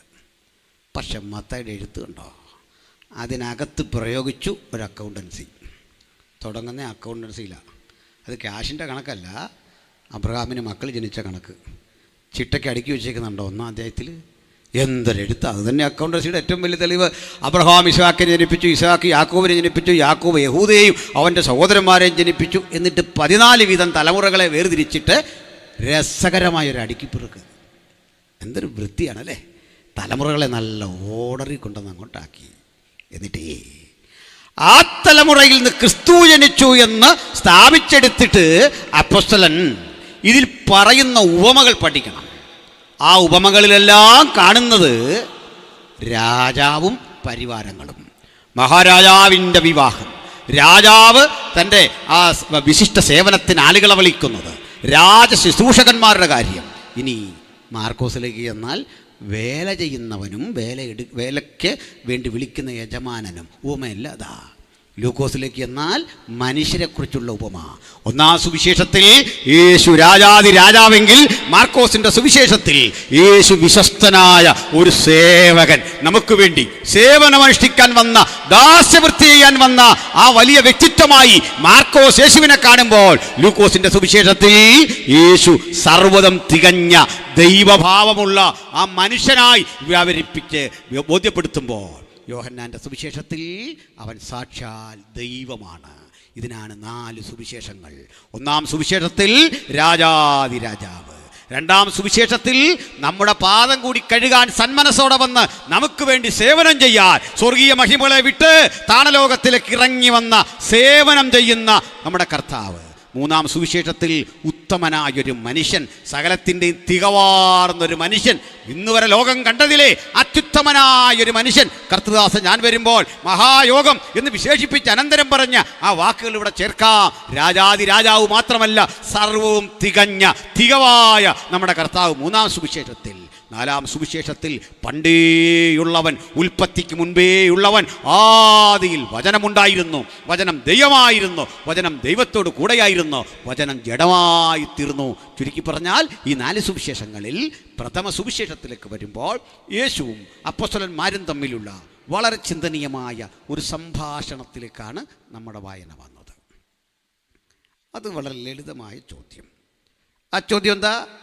കർത്താവേ, ഞങ്ങൾ നിൻ്റെ കൂടെ വന്നു, നിന്നെ അനുഗമിച്ചു. വെറുതെ അല്ല അനുഗമിച്ചത്, ഞങ്ങൾക്കുള്ളതൊക്കെ വിട്ടു, ത്യജിച്ചിട്ട് വന്നതാ. അതൊരു വസ്തുതയാണ്. ത്യജിച്ചിട്ട് ഞങ്ങൾ വന്നു. അങ്ങനെ വന്ന ഞങ്ങൾക്ക് എന്ത് കിട്ടും? നഥനയേലും ചോദിച്ച ഇതേ ചോദ്യം. വല്ല നന്മയും വരുമോ? മനുഷ്യൻ്റെ സ്വാഭാവികമായ ഒരു അന്വേഷണമായത്. പക്ഷെ അന്ന് പിന്നെ എന്തിനാണ് ത്യജിച്ചത്? അന്നേ ചോദിക്കേണ്ടതാ. എൻ്റെ അർത്ഥം ഇത്രേ ഉള്ളൂ. യേശു വിളിച്ചപ്പോൾ ആ വിളിക്കുള്ളിൽ എവിടെയോ കരുതി വച്ചൊരു വാത്സല്യത്തിൻ്റെ ശക്തി യേശുവിനെ അനുഗമിക്കാൻ എന്നെ പ്രേരിപ്പിച്ചു. ഒരന്തനെ പോലെ ആ വരവാ ഇവിടെ വരെ വന്നത്. ഒന്നുറപ്പാ, വിളിച്ചത് അവനെങ്കിൽ, ശബ്ദം അവൻ്റേതെങ്കിൽ, അടിപതറാതെ ചുവട് പിഴയ്ക്കാതെ അന്ത്യത്തോളം എന്നെ കൊണ്ടെത്തിക്കും. ഇഹലോകത്തിലൊന്നും വെട്ടിപ്പിടിച്ചില്ലെങ്കിലും സുഖദായകമായ സംതൃപ്തിജനകമായ ആ തീരുമാനത്തിൻ്റെ പേരാ ക്രിസ്ത്യ ജീവിതം. നമ്മൾ പാട്ടുപാടിയല്ലോ, മഹത്തരമായ ഭാഗ്യകരമായ ആ ക്രിസ്ത്യ ജീവിതം ആ വിളിയുടെ ശക്തിയാണ്. അവൻ്റെ പിന്നാലെ ഇറങ്ങിത്തിരിക്കുമ്പോൾ ഒരു ഡിമാൻഡും ഞാൻ വച്ചില്ല. അവൻ്റെ കൂടെ അവനെ എന്താ വ്യത്യാസം വരത്തില്ല സൗണ്ടിന്? മുമ്പേ കണ്ട ആൾ തന്നെയാണോ അത്? അപ്പോൾ മഹത്തരമായ ആ ചിന്ത, ആശയം, യേശുവിൻ്റെ കൂടെ ശിഷ്യന്മാർ നടന്ന് ഇങ്ങനെ പഠിക്കുക. പക്ഷെ ഇവരാകെപ്പാടെ പഠിച്ചതെല്ലാം എന്താണെന്നറിയണ്ടേ? ആ തലമുറയിൽ തന്നെ റോമിനെ ഓടിച്ചു വിട്ട് പരീശന്മാരെ അടിച്ചൊതുക്കി യേശു രാജാവാകും എന്നൊരു പ്രതീക്ഷ യൂതയടക്കമുള്ളവർക്കുണ്ട്. യൂതയ്ക്കാണ് പ്രധാനം. കാരണം യേശു ഇങ്ങനെ പഠിപ്പിച്ചുകൊണ്ടേയിരിക്കുകയാണ്, പല കാര്യങ്ങൾ പറയുക. അപ്പോഴൊന്നും ഈ പ്രധാന കാര്യം വരുന്നില്ല. നമുക്കെന്നാൽ രാജ്യം കിട്ടുന്നേ, നമുക്കിതെപ്പോഴാണ് കിട്ടുന്നേ? ഇത് പറയുന്നില്ല. അവസാനം കർത്താവ് അവർക്ക് നിരാശ തോന്നുന്ന വിധത്തിലൊരു സംഭാഷണം. എൻ്റെ രാജ്യം ഐഹികമല്ല. തീർന്നു, പോകേണ്ടതാ വേണമെങ്കിലേ. ഓരോ ദിവസം കഴിയും തോറും ഈ പഠനം ഇവരുടെ പ്രതീക്ഷകളിൽ നിന്ന് അകന്നകന്നകന്ന് പോവാ. ഇനി ഒരു ദിവസം പറഞ്ഞു, നിങ്ങൾ എൻ്റെ രക്തം കുടിക്കാതെയും എൻ്റെ മാംസം ഭക്ഷിക്കാതെ ഇരുന്നാൽ ഉള്ളിൽ ജീവനില്ല. അന്ന് മുതൽ ചെല്ലു പറഞ്ഞു, ഇത് കഠിന ഉപദേശം, ഞങ്ങൾ നിർത്തിപ്പോവാ. നിങ്ങളൊന്നാലോചിച്ചു, വലിയൊരു ജനാവലി ഇരിക്കുക.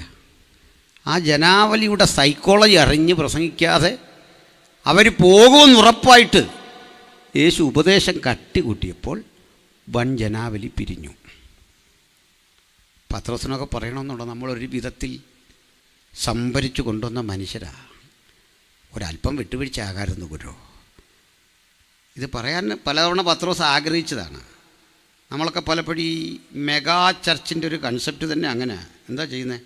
അവൻ്റെ ഇഷ്ടവും അടുത്തവൻ്റെ ഇഷ്ടവും എല്ലാം ഇങ്ങനെ സാധിച്ച് പരമാവധി ഉപദേശത്തിൽ വിട്ടുവീഴ്ച വരുത്തി എല്ലാത്തരം പ്രവൃത്തികളെ അനുവദിച്ചു കൊണ്ടുപോയാൽ ചർച്ച് വലിയ മെഗാ ചർച്ചാവും.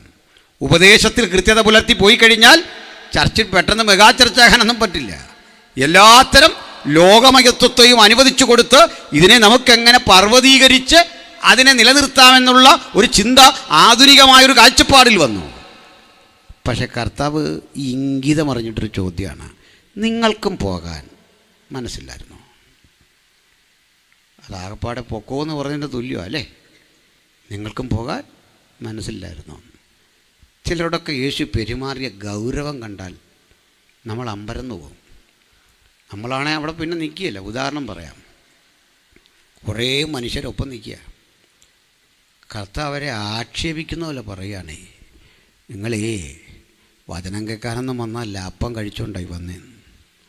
നമ്മളാണെങ്കിൽ പിന്നെ ആ കൂട്ടായ്മയ്ക്ക് പോവോ? മാസ്യോത്തിലില്ലിപ്പം നമ്മോട് പറയുക ഭക്ഷണം കഴിക്കാൻ വന്നാന്ന് പറഞ്ഞാൽ നമ്മളെന്ത് ചെയ്യും? നിൽക്കുമോ? നിൽക്കില്ല. ഞാൻ നിൽക്കില്ല. എനിക്ക് ന്യായമുണ്ട് 10 പേരോട് പറയാൻ. ഇനി എന്താണെങ്കിലും കർത്താവ് അങ്ങനെ പറയാമോ? അപ്പോൾ അത് സത്യത്തിൽ മനുഷ്യൻ ഇത്രയും ബുദ്ധിമുട്ടി വന്ന അപ്പം കഴിക്കാനാണോ? അല്ലെന്ന് വാദിച്ചാൽ കർത്താവ് കള്ളം പറഞ്ഞെന്ന് വരും. കർത്താവ് കള്ളം പറയുന്നില്ലെന്ന് ഉറപ്പ് തിരിച്ച് ചിന്തിച്ചാൽ ഉത്തരം കിട്ടത്തില്ല. ഇത്രയും മനുഷ്യൻ നേരത്തെ പോലെ കാത്തു നിൽക്കുക. അതിലൊരു സത്യമുണ്ട്. എന്താ സത്യം എന്നറിയണ്ടേ? കർത്താവ് അപ്പം കൊടുത്ത് കഴിക്കാൻ തന്നെ അവർ വന്ന്. കാരണം പറയാം. ഈ അപ്പം കഴിച്ചവൻ ചെന്നിട്ട് സാക്ഷ്യം പറഞ്ഞ അപ്പം ഉണ്ടെന്നല്ല യോഗത്തിന്. ഞാൻ ഇന്നലെ യോഗത്തിന് പോയപ്പോൾ അവിടുന്ന് അല്പം അപ്പം കഴിച്ചു. അത് കഴിച്ച മാത്രയിൽ ദീർഘവർഷങ്ങൾ എൻ്റെ ഉള്ളിൽ വ്യാപരിച്ചിരുന്ന ഒരു വലിയ മാരക രോഗം മാറുന്നൊരു ഫീലുണ്ടായി.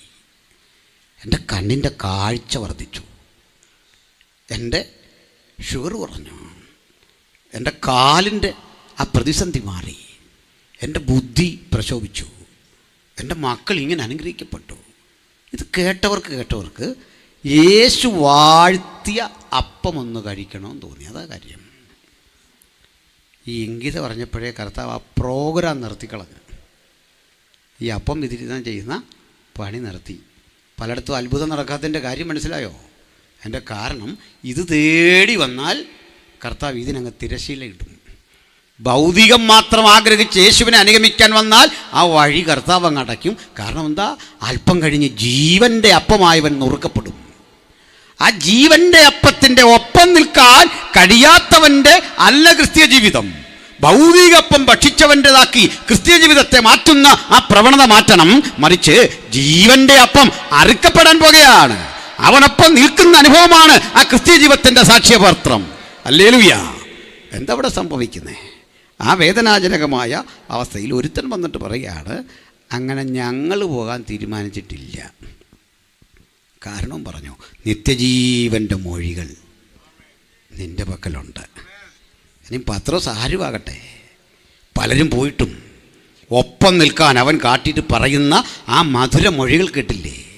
എന്തിനാ അധികം എഴുതുന്നത്? എന്തിനാ അധികം പറയുന്നത്? പത്രോസ് കാര്യം എൻ്റെയും നിങ്ങളുടെയും നിലവാരം വെച്ച് നോക്കിയാൽ ഒത്തിരി കുറവുള്ളവനാ. പക്ഷെ നിർണായകമായ ചില ഘട്ടങ്ങളിൽ ചില വാക്കുകൾ അദ്ദേഹം പറഞ്ഞിട്ടുണ്ട്. എത്ര മഹത്തര വാക്കുകളാ! സദൃശവാക്യക്കാരൻ പറയുന്ന പോലെ തക്ക സമയത്ത് പറഞ്ഞ വാക്ക് വെള്ളിത്താലത്തിലെ പൊന്നാരങ്ങ പോലെ ശോഭിക്കുന്ന മനോഹരങ്ങളായ വാക്കുകൾ തന്ന നിത്യജീവന്റെ മൊഴികൾ നിന്റെ പക്കലുണ്ട് ഗുരു. നിന്നെ വിട്ട് ഞങ്ങൾ എവിടെയാ പോവുക? അതിൽ പരം ഒരു ആരാധനയുണ്ടോ? നമുക്ക് ഇന്ന് രാത്രി പറയാം, കർത്താവ് ഞങ്ങളിവിടെ വന്നതും ആ നിത്യജീവന്റെ മൊഴി കേൾക്കാനാ. ഞങ്ങൾ വന്നത് നിത്യജീവന്റെ പാട്ട് കേൾക്കാനാ. ഞങ്ങൾ വന്നൊരു മനുഷ്യനെ കാണാനല്ല, അവിടെ നിന്ന് കേൾക്കാനല്ല, മറ്റ് ഒന്നും അറിയാൻ വേണ്ടിയല്ല. നിത്യജീവന്റെ മൊഴികൾ, അതാണ് യേശു വാഗ്ദാനം ചെയ്യുന്നത്. ആ വചനം അങ്ങോട്ട് കേട്ട മാത്രയിൽ അവരിൽ അങ്കുരിച്ച സന്തോഷം. പക്ഷെ ആ ഇടയ്ക്കും ഇങ്ങോട്ട് വരുമ്പോൾ ഈ ശിഷ്യൻ തന്നെ ചോദിക്കുക, നിനക്കൊപ്പം വന്ന എന്താണ് എനിക്ക് കിട്ടുക? ഒന്ന് പറഞ്ഞു തരണം. കർത്താവ് അതിന് ആശ്വാസം വരുന്നൊരു വാക്ക് പറഞ്ഞു, എൻ്റെ നാമം നിമിത്തം നിങ്ങൾ എന്തൊക്കെ ത്യജിച്ചു അതിൻ്റെ 100 ഇരട്ടി. സത്യത്തിൽ വിളിക്കുന്ന പ്രിയപ്പെട്ടവരെ, നമുക്ക് 100 ഇരട്ടിയെ കിട്ടിയുള്ളൂ എന്നാലോചിച്ചേ. പലപ്പോഴും നമ്മൾ നന്ദി കെട്ടവരാകാറുണ്ട്. കർത്താവ് വിളിച്ച നാൾ മുതൽ ഇവിടെ വരെയുള്ള ജീവിതാവസ്ഥകളിൽ അവൻ തന്ന ആത്മീയ ഭൗതിക നന്മകൾ 10 മടങ്ങ് നമ്മുടെ ജീവിതത്തിൽ സാക്ഷ്യമായി നിൽക്കുക. ഒന്നും അവൻ കുറച്ചില്ല, എവിടെയും അവൻ ത്യജിച്ചില്ല. നാം അവിശ്വസ്തരായിരുന്നിട്ടും അവിടുന്ന് വിശ്വസ്തരായി നമ്മുടെ കൂടെ. എന്നിട്ട് മറ്റൊന്നുകൂടി പറഞ്ഞു, നിങ്ങൾ എൻ്റെ ശിഷ്യന്മാർ 12 ആളുകളും മഹിമാസനത്തിലിരുന്നു കൊണ്ട്, ന്യായാസനത്തിലിരുന്നു കൊണ്ട് ഇസ്രായേൽ മക്കൾ 12 ഗോത്രങ്ങളെ ഈ ന്യായം വിധിക്കും. സത്യത്തിൽ ഒരു ജഡ്ജാകാൻ എത്ര അറിവ് വേണം? അദ്ദേഹം പണ്ട് വക്കീല, ജഡ്ജിമാരെല്ലാം തന്നെ. ഇപ്പം നേരിട്ട് ജുഡീഷ്യൽ അക്കാഡമി പോയി പഠിച്ച് മജിസ്ട്രേറ്റൊക്കെ ആകാം, ജഡ്ജിയൊക്കെ ആകാം. പക്ഷെങ്കിൽ പല ഘട്ടങ്ങളിലും സീനിയർ അഭിഭാഷകർ ടെക്സ്റ്റ് എഴുതി പാസ്സായിട്ടാണ് ഈ മജിസ്ട്രേറ്റോ ജഡ്ജിയോ ഒക്കെ ആകുന്നത്, മുനിസിപ്പൊക്കെ ആയിട്ട് വരുന്നത്. ധാരാളം കേസുകൾ വാദിച്ചറിഞ്ഞ അനുഭവ സമ്പത്ത്, പ്രഗത്ഭനായ ഒരു അഡ്വക്കറ്റിന് മാത്രമേ, നല്ലൊരു നിയമത്തിന് മാത്രമേ അവിടുന്ന് വിധി പറയാൻ പറ്റൂ. കാരണം ആ വിധി എന്താ? വിധി നീതിയുടെ ഗൗരവമാർന്ന നടപ്പിലാക്കലാണ്. നമ്മൾ കണ്ടിട്ടുണ്ട്. 302 ഇന്ത്യൻ പീനൽ കോഡ്. ഇപ്പം അതിൻ്റെ നമ്പറൊക്കെ മാറി BNS വന്നപ്പോൾ അതങ്ങോട്ട് എഴുതുന്ന, അതനുസരിച്ച് വധശിക്ഷ വിധിക്കുന്ന ഒരു ജഡ്ജിനെ അറിയാമല്ലോ. സെഷൻസ് കോടതിയിലെ ജഡ്ജിനാണ് വധശിക്ഷ വിധിക്കാൻ അധികാരം. കേസ് അവിടെ എത്തി. അദ്ദേഹം ഈ വധശിക്ഷ വിധിക്കുമ്പോൾ അനുഭവിക്കുന്ന ഒരു സമ്മർദ്ദമുണ്ട്. നമ്മളൊക്കെ പത്രം വായിച്ചിട്ട് ചോദിക്കും, എന്തുകൊണ്ടാണ് ഈ ഗോവിന്ദചാമിയെ ഇങ്ങനെ ജീവപര്യന്തമാക്കിയ കഷ്ടം? ഒരു കാര്യം അറിയോ, ഈ വിധിക്കുന്ന ആളൊരു മനുഷ്യനാ. ഇതൊരുത്തൻ്റെ പ്രാണനാണ് ഞാൻ കളയുന്നത്. ഈ കുറ്റബോധം മനസ്സിൽ വന്ന് അങ്കുരിച്ചിട്ട് രാത്രി കിടന്നുറങ്ങുമ്പോഴൊക്കെ, അതല്ലെങ്കിൽ ഇയാളെ തൂക്കിലിറ്റുന്ന രാത്രി വിധി പറഞ്ഞ മജിസ്ട്രേറ്റിൻ്റെ ആ ജഡ്ജിൻ്റെ മനസ്സ് നിങ്ങളൊന്ന് വായിച്ചേ. സമ്മർദ്ദമാണ്. ഒരാൾ പറഞ്ഞാൽ മതി, ഭാര്യ അടുത്തൊന്ന് പറഞ്ഞാൽ മതി, ഇന്നവൻ്റെ വിധിയാണ്. എന്നാലും ഒരു മനുഷ്യനല്ലേ, നിങ്ങൾക്ക് 100% ഉറപ്പുണ്ടോ അവനായി ചെയ്തതെന്ന്? ഈ ഒറ്റ വാക്ക് മതി, മനസ്സ് വല്ലാതാകും. അതുകൊണ്ടേ ഇത് എഴുതുന്ന മനുഷ്യൻ എന്ത് ചെയ്യുന്നറിയണ്ടേ? ഈ പേന വിധി എഴുതിക്കഴിഞ്ഞ് അവിടെ വെച്ച് കുത്തി ഒടിക്കും. ഇനി ഇതുകൊണ്ടൊരു വിധി എഴുത്തില്ല. അതവിടുത്തെ ഒരു കീഴ്വഴക്കമാണ്. അങ്ങനെയാണ്.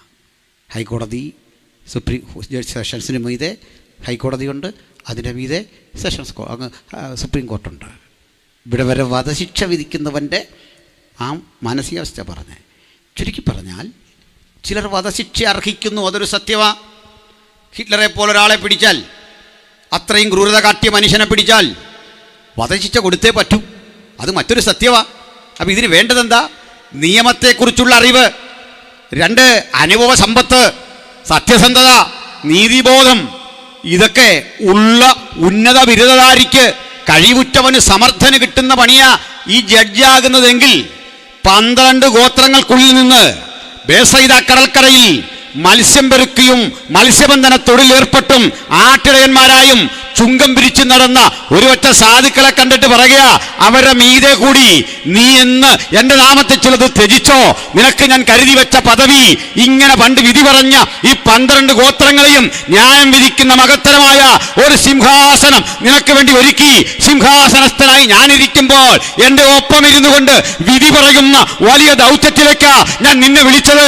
അതുകൊണ്ട് 100 മടങ്ങ് ഇവിടെ കിട്ടിയ പ്രതിഫലമല്ല, സ്വർഗീയമായ ആ പ്രതിഫലത്തിന്റെ നിത്യതയുടെ അവകാശം ഒന്ന് ബോധ്യപ്പെടുത്തിക്കൊണ്ട് യേശു തന്റെ ഉള്ളിലിരിപ്പ് പ്രകടമാക്കാൻ ഒരു ദുർബല ശിഷ്യന്റെ വാക്കിനെ ആധാരമായി എടുത്തെങ്കിൽ, ഇന്ന് രാത്രി തമ്പുരാനോട് സംസാരിക്കാൻ കിട്ടുന്ന ഒരവസരവും കളയണ്ട. ചില ചോദ്യങ്ങളുടെ ഉത്തരം നമുക്ക് വെളിപ്പെട്ടു വരും. അത് ദുർബലമെന്ന് ലോകം പറയാം, അറിവികടന്ന് ലോകം പറയാം. പക്ഷെ മറഞ്ഞിരിക്കുന്ന മാർമിക സത്യങ്ങളുടെ ചില പൊരുളായിരിക്കും നിങ്ങൾ ചോദിക്കുമ്പോൾ കിട്ടുന്നതെങ്കിൽ, പ്രാർത്ഥനയുടെ ആ മുഴങ്കാലിരിക്കുന്ന ഘട്ടത്തിൽ തമ്പുരാനോട് ചോദിക്കുന്ന ചോദ്യത്തിന് കൃത്യതയാർന്ന ഒരു ഉത്തരം അവന്റെ പക്കലുണ്ട്. ആ ഉത്തരം കാലത്തെ അതിജീവിക്കുന്നതാ, അത് നിത്യതയോളം നമ്മെ വഴി നടത്തുന്നതാ. മഹത്തരമായ ആ ഉത്തരം അങ്ങോട്ട് കൊടുത്തു. തദനന്തരം നമ്മൾ കണ്ടതെന്താ? പിന്നെയും ആ നിത്യതയെക്കുറിച്ച് തന്നെ കർത്താവ് വർണ്ണിക്കുക. മനോഹരമായ നിത്യത. പക്ഷെ മനുഷ്യൻ ഇന്ന് നിത്യത ആ ഒരു ബോധ്യത്തിലേക്ക് പോകാതെ ഈ 100 മടങ്ങ് കിട്ടുന്ന ഒരു ലോകം കൊണ്ട് ചുരുങ്ങുക. നമ്മളെ എന്തേ ആ നിത്യത ആവേശഭരിതമാക്കുന്നില്ല? നമുക്ക് ആ നിത്യതയെക്കുറിച്ചുള്ള ചിന്തയാകണം ക്രിസ്തീയ ജീവിതത്തിൽ പിടിച്ചു നിൽക്കാൻ നമ്മെ പ്രേരിപ്പിക്കുന്ന ഘടകം. അതായിരിക്കണം നമ്മുടെ കരുത്ത്, അതായിരിക്കണം നമ്മുടെ ബലം. പക്ഷെ കാലികമായ സുവിശേഷ ഘോഷണങ്ങളിലൊക്കെ ഇഹലോകവും ഇവിടെ കിട്ടുന്ന 100 മടങ്ങും അതിൽ മാത്രമായി ചിന്തകൾ ഒതുക്കുമ്പോൾ അക്ഷരാർത്ഥത്തിൽ നമ്മളൊരു ഭൗതികവാദികളാകുക, ഭൗതിക ലോകത്തിൻ്റെ മാത്രം വക്താക്കളാകുക. പരിണിത ഫലമായി മക്കൾക്ക് നമ്മൾ വെച്ചു കൊടുക്കുന്ന ചിന്ത, വെട്ടിപ്പിടിക്കാനുള്ള ലോകത്തിൻ്റെ വ്യഗ്രതകളിൽ എനിക്ക് അവരെ ഒന്ന് പരിശീലിപ്പിച്ചെടുക്കണം. അല്ലല്ലോ, 1-ാം സ്ഥാനം വരാനിരിക്കുന്ന ആ ലോകത്തിന് കൊടുക്കണം, വരാനിരിക്കുന്ന ആ രാജ്യത്തെക്കുറിച്ച് പറയണം. അവിടെയാണ് നമ്മുടെ നീതി, അവിടെയാണ് നമ്മുടെ പദവി. അതിൻ്റെ അർത്ഥം ഇഹലോക ജീവിതം നമ്മെ നിരാശഭരിതരാക്കുമെന്നല്ല, നമ്മുടെ മനസ്സ് ഇതൊന്ന് ത്യജിക്കാൻ കാണിക്കുന്ന ആ മനസ്സ്. അതും പക്ഷേ ഉൾക്കൊണ്ട പത്രോസ് അതിലേക്ക് സമർപ്പണം ചെയ്യുന്നൊരു മനുഷ്യനാകുന്ന കാഴ്ച പിന്നെ നമ്മൾ കണ്ടു. അദ്ദേഹത്തിൻ്റെ പിന്മാറ്റം മാറ്റിവെക്കാം, കാരണം അതൊരു പ്രവചന നിവൃത്തിയൊക്കെയാണ്. അതിനെ മാറ്റിവെക്കാം, ഗൗരവമായിട്ടും എടുക്കാം, കാരണം അദ്ദേഹം ചാടിക്കയറി പറഞ്ഞ ചിലതരം സമർപ്പണങ്ങളിലെ അപക്വമായ ചില തീരുമാനങ്ങൾ കർത്താവ് പറഞ്ഞു, നീ പറയും. അത് നിറവേറി അതിനെ മാറ്റിവെക്കാം. മറുവശത്തൊരു കാര്യം, ഈ പത്രോസ് അല്പം കഴിഞ്ഞ് അതിൽ ഗൗരവതരമായി ചിന്തിക്കേണ്ട ഒരു കാര്യമുണ്ട്. യേശുവിനെ ഉന്മൂലനം ചെയ്യുന്ന യഹൂദമത കോടതി, അതല്ലെങ്കിൽ വിചാരണ നടത്തുന്ന ഹെരോദാവിൻ്റെ കോടതി, ഫൈനൽ ജഡ്ജ്മെൻറ്റ് നടത്തുന്ന പീലാത്തോസിൻ്റെ കോടതി, ഇവിടെല്ലാം വിധിച്ച് നാമാവശേഷനാക്കി അപഹേളിച്ച് അപഹസിച്ച് ക്രൂശിക്കാൻ ഉത്തരവിട്ടിരിക്കുന്നു. ഇപ്പോൾ ഒരാളെ നിയമം പറയുന്ന ശിക്ഷയെ കൊടുക്കാൻ പാടുള്ളൂ. അങ്ങനെയാണ്. അതുകൊണ്ടാണ് ചില കുറ്റവാളികളെ പിടിച്ചിട്ട് പോലീസ് എന്തിനാണ് അവരെ ഇങ്ങനെ ഒരു വലയത്തിനുള്ളിലാക്കി കൊണ്ടുവന്നേ? നമ്മൾ കയറി കയ്യേറ്റം ചെയ്താൽ കളിയങ്ങ് മാറും. നിയമമില്ല, അതടുത്ത ക്രിമിനൽ ഒഫൻസാണ്. മാത്രമല്ല, ഈ അറസ്റ്റ് ചെയ്തുകൊണ്ട് പോകുന്ന മനുഷ്യൻ പ്രതിയായിട്ടില്ല, കുറ്റവാളിയായിട്ടില്ല. കാരണം പോലീസ് പറഞ്ഞാൽ കുറ്റവാളിയാവില്ല, ചാനലുകാർ പറഞ്ഞാൽ കുറ്റവാളിയാവില്ല, പത്രം എഴുതിയാൽ കുറ്റവാളിയാവില്ല. കോർട്ട് വിധിക്കും വരെ ആൾ സംശയത്തിൻ്റെ നിഴലിൽ അവന് പറയാനുള്ളതും കോർട്ട് കേൾക്കും. ഇത് ഇവൻ തന്നെയാണെന്ന് ഉറപ്പുവരുത്തണം. അങ്ങനെ സംശയത്തിൻ്റെ ആനുകൂല്യം അവന് കൊടുക്കണമെന്നാണ്. ഉറപ്പിക്കാനാവുന്നില്ലെങ്കിൽ അതുകൊണ്ടാണ് ചില പ്രതികൾ രക്ഷപ്പെടുന്നത്. ഒരു കത്തിയിൽ പറ്റിപ്പിടിച്ചിരിക്കുന്ന ആ കൈപ്പടമുണ്ടല്ലോ, അത് ഈ നിർദ്ദിഷ്ട ആളിൻ്റെ അല്ല, മാറിപ്പോയെങ്കിൽ ആൾ രക്ഷപ്പെടും. അവൻ വാദിക്കുന്നു, ഇതുവരെ വന്ന റിപ്പോർട്ട് അനുസരിച്ച് ആ കൈപ്പടം എൻ്റെ അല്ല. വക്കീൽ വാദിക്കുമ്പോൾ രണ്ടും ഒത്തുവരുന്നില്ലെങ്കിൽ സംശയത്തിൻ്റെ ആനുകൂല്യം ഇവനാ, രക്ഷപ്പെടും, ആളിനെ വെറുതെ വിടും. ഇതാ രാജ്യ നിയമം. അതുകൊണ്ട് അവനെ നമ്മൾ കല്ലെറിയാൻ പാടില്ല, അവഹേളിക്കാൻ പാടില്ല. പക്ഷേ യേശുവിൻ്റെ കാര്യത്തിൽ അതല്ല. ഒരു കുറ്റവും ചെയ്യാത്തവനെ, പാപമറിയാത്തവനെ ആക്ഷേപിച്ച് തലയിൽ മുൾക്കിരീടം വച്ച് ഒരങ്കി ധരിപ്പിച്ച് മ്ലേച്ഛമായ വാക്കുകൾ കൊണ്ട് പരിഹസിച്ചു കൊണ്ടുവരിക. ഈ പരിഹാസ ശരങ്ങൾ ഏറ്റുവാങ്ങി ഈ അങ്കി ധരിച്ച് തെരുവീതിയിലൂടെ പോകുന്ന ആൾ ആരാണ് നിങ്ങൾക്കറിയണ്ടേ? മിനിറ്റുകൾക്കപ്പുറത്തെ ഒരു ശക്തിപ്രകടനം നടക്കുന്ന ഘട്ടത്തിൽ ഒരു കഴുതയുടെ പുറത്തേറി അവിടുന്ന് വരുമ്പോൾ വഴിയോരത്ത് തങ്ങളുടെ പരവതാനികളും തുണികളുമൊക്കെ വിരിച്ചിട്ട് ആ ഒലിമരത്തിൻ്റെ ചില്ലകൾ കയ്യിലെന്തിക്കൊണ്ട് ആളുകൾ ആഹ്ലാദാരവത്തോടെ എതിരേറ്റവനിതാ മണിക്കൂറുകളുടെ വ്യത്യാസത്തിൽ ജയാളിയായി പണ്ട് നടന്ന വഴിയിലൂടെ ക്രൂശും ചുമന്നുകൊണ്ട് വരുമ്പോൾ അവകാശനായി പീഡിപ്പിക്കപ്പെട്ട് ഇങ്ങനെ പോകുമ്പോൾ പണ്ട് യേശു പറഞ്ഞു, ഒരുവൻ എന്നെ അനുഗമിപ്പാൻ ഇച്ഛിച്ചാൽ തൻ്റെ ക്രൂശ് എടുത്തുകൊണ്ട് എന്നെ അനുഗമിക്കണമെന്ന് പറയുമ്പോൾ ഈ രാത്രി വചനം കേൾക്കുന്നവരെ നമുക്കും വച്ചിട്ടുണ്ട് ഒരു കുരിശ് എന്ന യാഥാർത്ഥ്യം തിരിച്ചറിഞ്ഞ് യേശുവിനെ അനുഗമിക്കാൻ മനസ്സ് കാട്ടുമ്പോഴാണ് നമ്മുടെ ധൈര്യം വർദ്ധിക്കുന്നത്. ആളുകൾക്ക് ഇന്നേ ഈ കുരിശെടുക്കാൻ മനസ്സില്ല. എനിക്ക് പ്രകീർത്തനങ്ങൾ വേണം, പ്രശംസ വേണം, എനിക്ക് സ്വീകരിക്കപ്പെടണം, എനിക്ക് ഉയർച്ച വേണം, എനിക്ക് പദവികൾ വേണം. എന്നാൽ നമുക്ക് പറയാം, അങ്ങയുടെ ക്രൂശ് എടുക്കുന്നതാണ് ഞങ്ങളുടെ ജീവിതത്തിൻ്റെ സന്തോഷം. ആ ക്രൂശ് എടുക്കാനുള്ള ധൈര്യമാണ് ക്രിസ്തീയത ഇന്ന് ആവശ്യപ്പെടുന്നതെങ്കിൽ അവരിലൂടെയാണ് വരാനിരിക്കുന്ന ഒരു കാലഘട്ടത്തിൻ്റെ ഉണർവിൻ്റെ നിർവൃതി ദൈവം ഒതുക്കി വെച്ചിരിക്കുന്നത്. ആ ക്രൂശാകണം പ്രസംഗിക്കുന്നവൻ്റെ, പാടുന്നവൻ്റെ, ആരാധിക്കുന്നവൻ്റെ പ്രശംസ കഴിക്കുന്ന ഭക്ഷണത്തിൻ്റെ അല്ല, ലഭിക്കുന്ന പ്രതിഫലത്തിൻ്റെ അല്ല, പ്രതിമാസ ശമ്പളത്തിൻ്റെ കരുത്തല്ല. ആ ക്രൂശ് ചുമന്ന മഹിമയായിരിക്കണം ഭക്തനെ മുന്നോട്ട് വിടുന്ന ആ പ്രചോദനത്തിൽ അധിഷ്ഠിതമായ ഒരു ജഗത്തിൻ ജീവിതം നയിക്കാൻ ദൈവം നമ്മെ സഹായിക്കട്ടെ എന്ന് ഞാൻ പ്രാർത്ഥിക്കുന്നു. പ്രിയരെ, ഇവിടെ ഒരു കാഴ്ച കാണുക. ഞാൻ ചില പ്രശ്നങ്ങളിൽ ഊന്നി പറയുന്നൊരു ഭാഗം, വിശേഷിച്ച് ഒന്നാമത്തെ രാത്രിയാണെങ്കിൽ ഈ പരിഹസിക്കുന്ന യേശു വരേണ്ടതായിരുന്നു. അവനെപ്പോഴും സാക്ഷ്യം പറഞ്ഞ് നടക്കുക, പോസ്റ്ററൊക്കെ അടിച്ച് എങ്ങാണ്ടെല്ലാം പോയേക്കുക യേശുവിനെ സാക്ഷിക്കാൻ. ക്രൂശിക്കുമ്പോൾ അടുത്തില്ല. അവനെപ്പോഴും ഇത് ബിസിനസ്സാക്കി കളഞ്ഞ് പറഞ്ഞ് അവൻ സെലിബ്രിറ്റി ആയിക്കഴിഞ്ഞ് ആ വഴി പോവാണ്. ചോദിച്ചാൽ പറയും, എനിക്ക് ക്രൂശ് മരണത്തിൻ്റെ ഒന്ന് വരണമെന്നുണ്ടായിരുന്നു, പക്ഷേ അടൂര് മീറ്റിംഗ് ആയിരുന്നു, അവർ കാത്തിരിക്കും. മനസ്സില്ലാഞ്ഞിട്ടല്ല, പോയി അവൻ ആ വഴി പോയി. നമ്മുടെ കുഷ്ഠരോഗിയുണ്ടല്ലോ, വേണ്ട കാവർന്ന ഭൂമിയിൽ എത്ര ആയിരക്കണക്കിന് മനുഷ്യർ, ഒരാളെങ്കിലും ഈ പരിസരത്തുണ്ടോ ഒരു നല്ല വാക്ക് പറയാൻ? ഒരാളുമില്ല. 70 ശിഷ്യന്മാരുണ്ടല്ലോ, ആരുണ്ടോ അവിടെ? അതിൽ തിരഞ്ഞെടുത്ത 12 പേരില്ലേ? യൂദ പോട്ടെ, ഒരു പാവം മനുഷ്യനുണ്ടേ, യോഹന്നാൻ, ഒരു കൊച്ചുകുട്ടിയാ, പാവം, ധൈര്യം കൊണ്ടൊന്നും വന്നല്ല. അവനെ ഒരു സങ്കടമോ ഒരു വൈകാരികത. അവൻ നോക്കുമ്പോൾ അവനോ ചാരിയിരുന്ന നെഞ്ചിനാ ഈ അടിയെല്ലാം കൂടെ അടിക്കുന്നത്. അടുത്ത കാലത്ത് വളരെ വൈകാരികതയുടെ ഒരു അനുഭവം എനിക്കുണ്ടായി. എൻ്റെ ഒരു സ്നേഹിതൻ പെട്ടെന്ന് മരിച്ചുപോയി. എൻ്റെ വൈഫിനൊക്കെ അറിയാം. ഒത്തിരി സ്നേഹിക്കുന്നൊരു മനുഷ്യൻ, ഒരു സ്കൂൾ മാഷായിരുന്നു, കഷ്ടതയിലൊക്കെ ഒപ്പം തന്ന മനുഷ്യൻ. ആൾ മരിച്ചു. ഞാൻ തന്നെ അടക്കണം. അവിടെ ചെന്ന് ഈ കയ്യിലെ കാലിലൊക്കെ കെട്ടഴിക്കുന്നൊരു ചടങ്ങുണ്ടല്ലോ, ഞാനറിയാതെ ഈ കെട്ടഴിക്കാൻ അങ്ങ് തയ്യാറായി. അപ്പോൾ ആ കയ്യിലെ കെട്ടഴിക്കുമ്പോൾ എനിക്കൊത്തിരി നന്മ ചെയ്തൊരു മനുഷ്യൻ്റെ കൈ നിർജ്ജീവമായിട്ട് ഇങ്ങനെ ഇരിക്കുന്നു. അത് വല്ലാതെ വേദനിപ്പിച്ചു. ഞാനന്ന് പിറ്റേന്ന് യോഗത്തിന് പോകാൻ പറ്റാത്തൊരവസ്ഥയിലെത്തി. ചിലതരം ഓർമ്മകൾ നമ്മളെ അങ്ങനെ കൊണ്ടെത്തിക്കും. ചില അപ്പച്ചന്മാർ മരിക്കുമ്പോൾ 100 വയസ്സ് 90 വയസ്സുള്ള ആൾ മരിക്കുമ്പോൾ ഫോട്ടോ വരുമ്പോൾ കുട്ടികൾ സെഞ്ചുറി അടിച്ചു എന്നൊക്കെ പറഞ്ഞ് പരിഹസിക്കും. പക്ഷെ ആ വീട്ടിലെ മക്കളുടെ അവസ്ഥ അറിയോ? ആ വിരലിലേക്ക് നോക്കുമ്പോൾ ആ കത്തി പിടിച്ച് റബ്ബർ വെട്ടി, ആ കൈ കൊണ്ട് അധ്വാനിച്ച് വാഴക്കൊല വെട്ടി, ചെളി ഉരണ്ട ആ കാലുകൊണ്ട് നടന്ന് എന്നെ അന്നമൂട്ടിയ അപ്പൻ്റെ കിടപ്പ അമ്മയുടെ മനസ്സിൽ ഓടി വരുന്നത് അല്ലേ? കണ്ടു നിൽക്കുന്നതിന് പരിഹാസം. ഈ മനുഷ്യനാരാ? നസ്രായൻ. ചങ്ക് വിളരുന്ന അടിയിട്ട് നിൽക്കുമ്പോൾ പലർക്കും വരാൻ വയ്യ. യോഹന്നാൻ അടുത്ത് നിൽക്കാൻ കാരണം ഒരു കൊച്ചുകുട്ടിയായപ്പോൾ കൂടെ കൂടിയതാ. അപ്പനായ സെബദിയെ വിട്ട് വലയും പടകം വിട്ട് കൂടിയപ്പോൾ എൻ്റെ ആശ്വാസം നിൻ്റെ മാറിടമായിരുന്നു. ഉഴവുചാൽ പോലെ കീറുമാറ് അടിച്ചു വല്ലാതാക്കി ആ ശരീരം കൊണ്ടുപോകുമ്പോൾ കരയാൻ ത്രാണിയില്ല. പക്ഷെ ഞാൻ ഒപ്പം വരും. എവിടെ വരെ നീ പോകും? ഒപ്പം വരെ, മരണം വരെ നിൻ്റെ കൂടെ. ഇന്ന് രാത്രി എത്ര പേർക്ക് ഇത് പറയാം? എൻ്റെ മരണം വരെ എന്ന് തിരുത്താം. നിൻ്റെ കൂടെയുള്ളവരൊക്കെ ഇട്ടിട്ട് പോകട്ടെ. പത്രോസ് എവിടെയെന്ന് ഞാൻ ചോദിക്കണില്ല, അന്ത്രയോസ് എവിടെയെന്ന് ചോദിക്കുന്നില്ല. ബട്ട് ഞാൻ നിൻ്റെ കൂടെ വരും.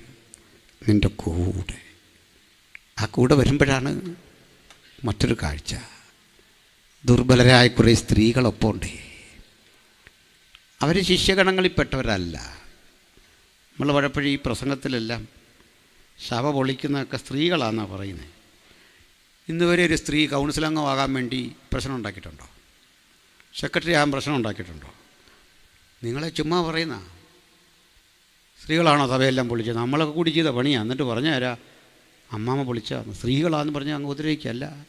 സ്ത്രീകളുടെ മഹത്വം എന്താ? ഇവരെ ശിഷ്യഗണങ്ങളുടെ കൂടെ ഒന്നുമില്ല. ഇവർ ഈ വചനമൊന്നും ഇങ്ങനെ കേട്ട് അങ്ങനെ ചാർജ് ചെയ്യപ്പെട്ടവരല്ല. ക്രൂശിൽ പക്ഷെ അവരൊരു അത്ഭുതം ദർശിച്ചു. അടിച്ച് തരിപ്പണമാക്കി തകർത്ത് കൊണ്ടിട്ടിട്ടും മരണത്തിൻ്റെ മുമ്പിൽ ലവലേശം കൂസാതെ നെഞ്ചുറപ്പോടെ കിടക്കുന്ന ഒരുത്തനെ കണ്ടു. ഇതാ യഥാർത്ഥ പൗരുഷം, ഇതാ കാന്തൻ്റെ ലക്ഷണം. അതൊന്ന് തിരുത്തണം. നമ്മൾ ഈ കലണ്ടറിൽ കണ്ട ആശാനല്ല കിടക്കുന്നത്. മനസ്സിലായോ? കലണ്ടറിൽ കണ്ട പുള്ളിയല്ല, ക്ഷമിക്കണം. പിണങ്ങി പറഞ്ഞല്ല. കലണ്ടറിൽ വരച്ച ക്രിസ്തുവിന് ബൈബിളിലെ ക്രിസ്തു ആകാൻ കഴിയില്ല. ഒരുത്തൻ്റെയും ക്യാൻവാസിന് വഴങ്ങാത്ത മുഖം അത്, ഒരുത്തൻ്റെയും പെയിൻറ്റിന് വഴങ്ങാത്ത വ്യക്തിത്വം അത്, ഒരു കലാകാരനും സ്വാംശീകരിച്ചെടുക്കാൻ കഴിയാത്ത, ഒരു തലച്ചോറിൽ ഒതുങ്ങാത്ത അതുല്യ വൈഭവൻ. കാരണം അവിടെ എഴുതി വച്ചിരിക്കുക, അവൻ മരണം ആസ്വദിച്ചു. ധൈര്യം ഉണ്ടേ മരണം ആസ്വദിക്കുന്നവനെന്ന് വരയ്ക്ക്. നിങ്ങൾ വരച്ച എല്ലാ സഹതാപത്തോടെ കിടക്കുന്നവനെയാ, വിഷമിച്ച് കിടക്കുന്നതന്നെയാ. ഇവിടെ വിഷമമൊന്നുമില്ലെന്ന് ദൈവകൃപയാൽ അനേകർക്ക് വേണ്ടി മരണം ആസ്വദിച്ച് ക്രൂശിൽ കിടക്കുന്ന നസ്രായകനായ യേശു. ഈ ദർശനം കിട്ടിയതേ, നേരിട്ട് കാണാൻ ഭാഗ്യം സിദ്ധിച്ചതേ ഒരുപറ്റ സ്ത്രീകൾക്കാ. അവരതിങ്ങനെ കണ്ടു കിടക്കുമ്പോൾ, കണ്ടിങ്ങനെ നിൽക്കുമ്പോൾ അടുത്ത് യോഹന്നാനും ഉണ്ട് ആ കാഴ്ച കാണാൻ. ആട്ടെ, ശക്തിപ്രകടനത്തിൽ പങ്കെടുത്ത ആയിരക്കണക്കിന് ആളാണോ? അപ്പം തിന്നാൻ വന്ന 5000 പേരാണോ? കടലിന്മീതെ നടക്കുന്ന കണ്ടപ്പോൾ ആരവം കുട്ടിയ ആയിരങ്ങളാണോ ക്രൂശിന്റെ ചുവട്ടിൽ നിന്നവരാണോ യേശുവിൻ്റെ യഥാർത്ഥ അനുഗാമികൾ?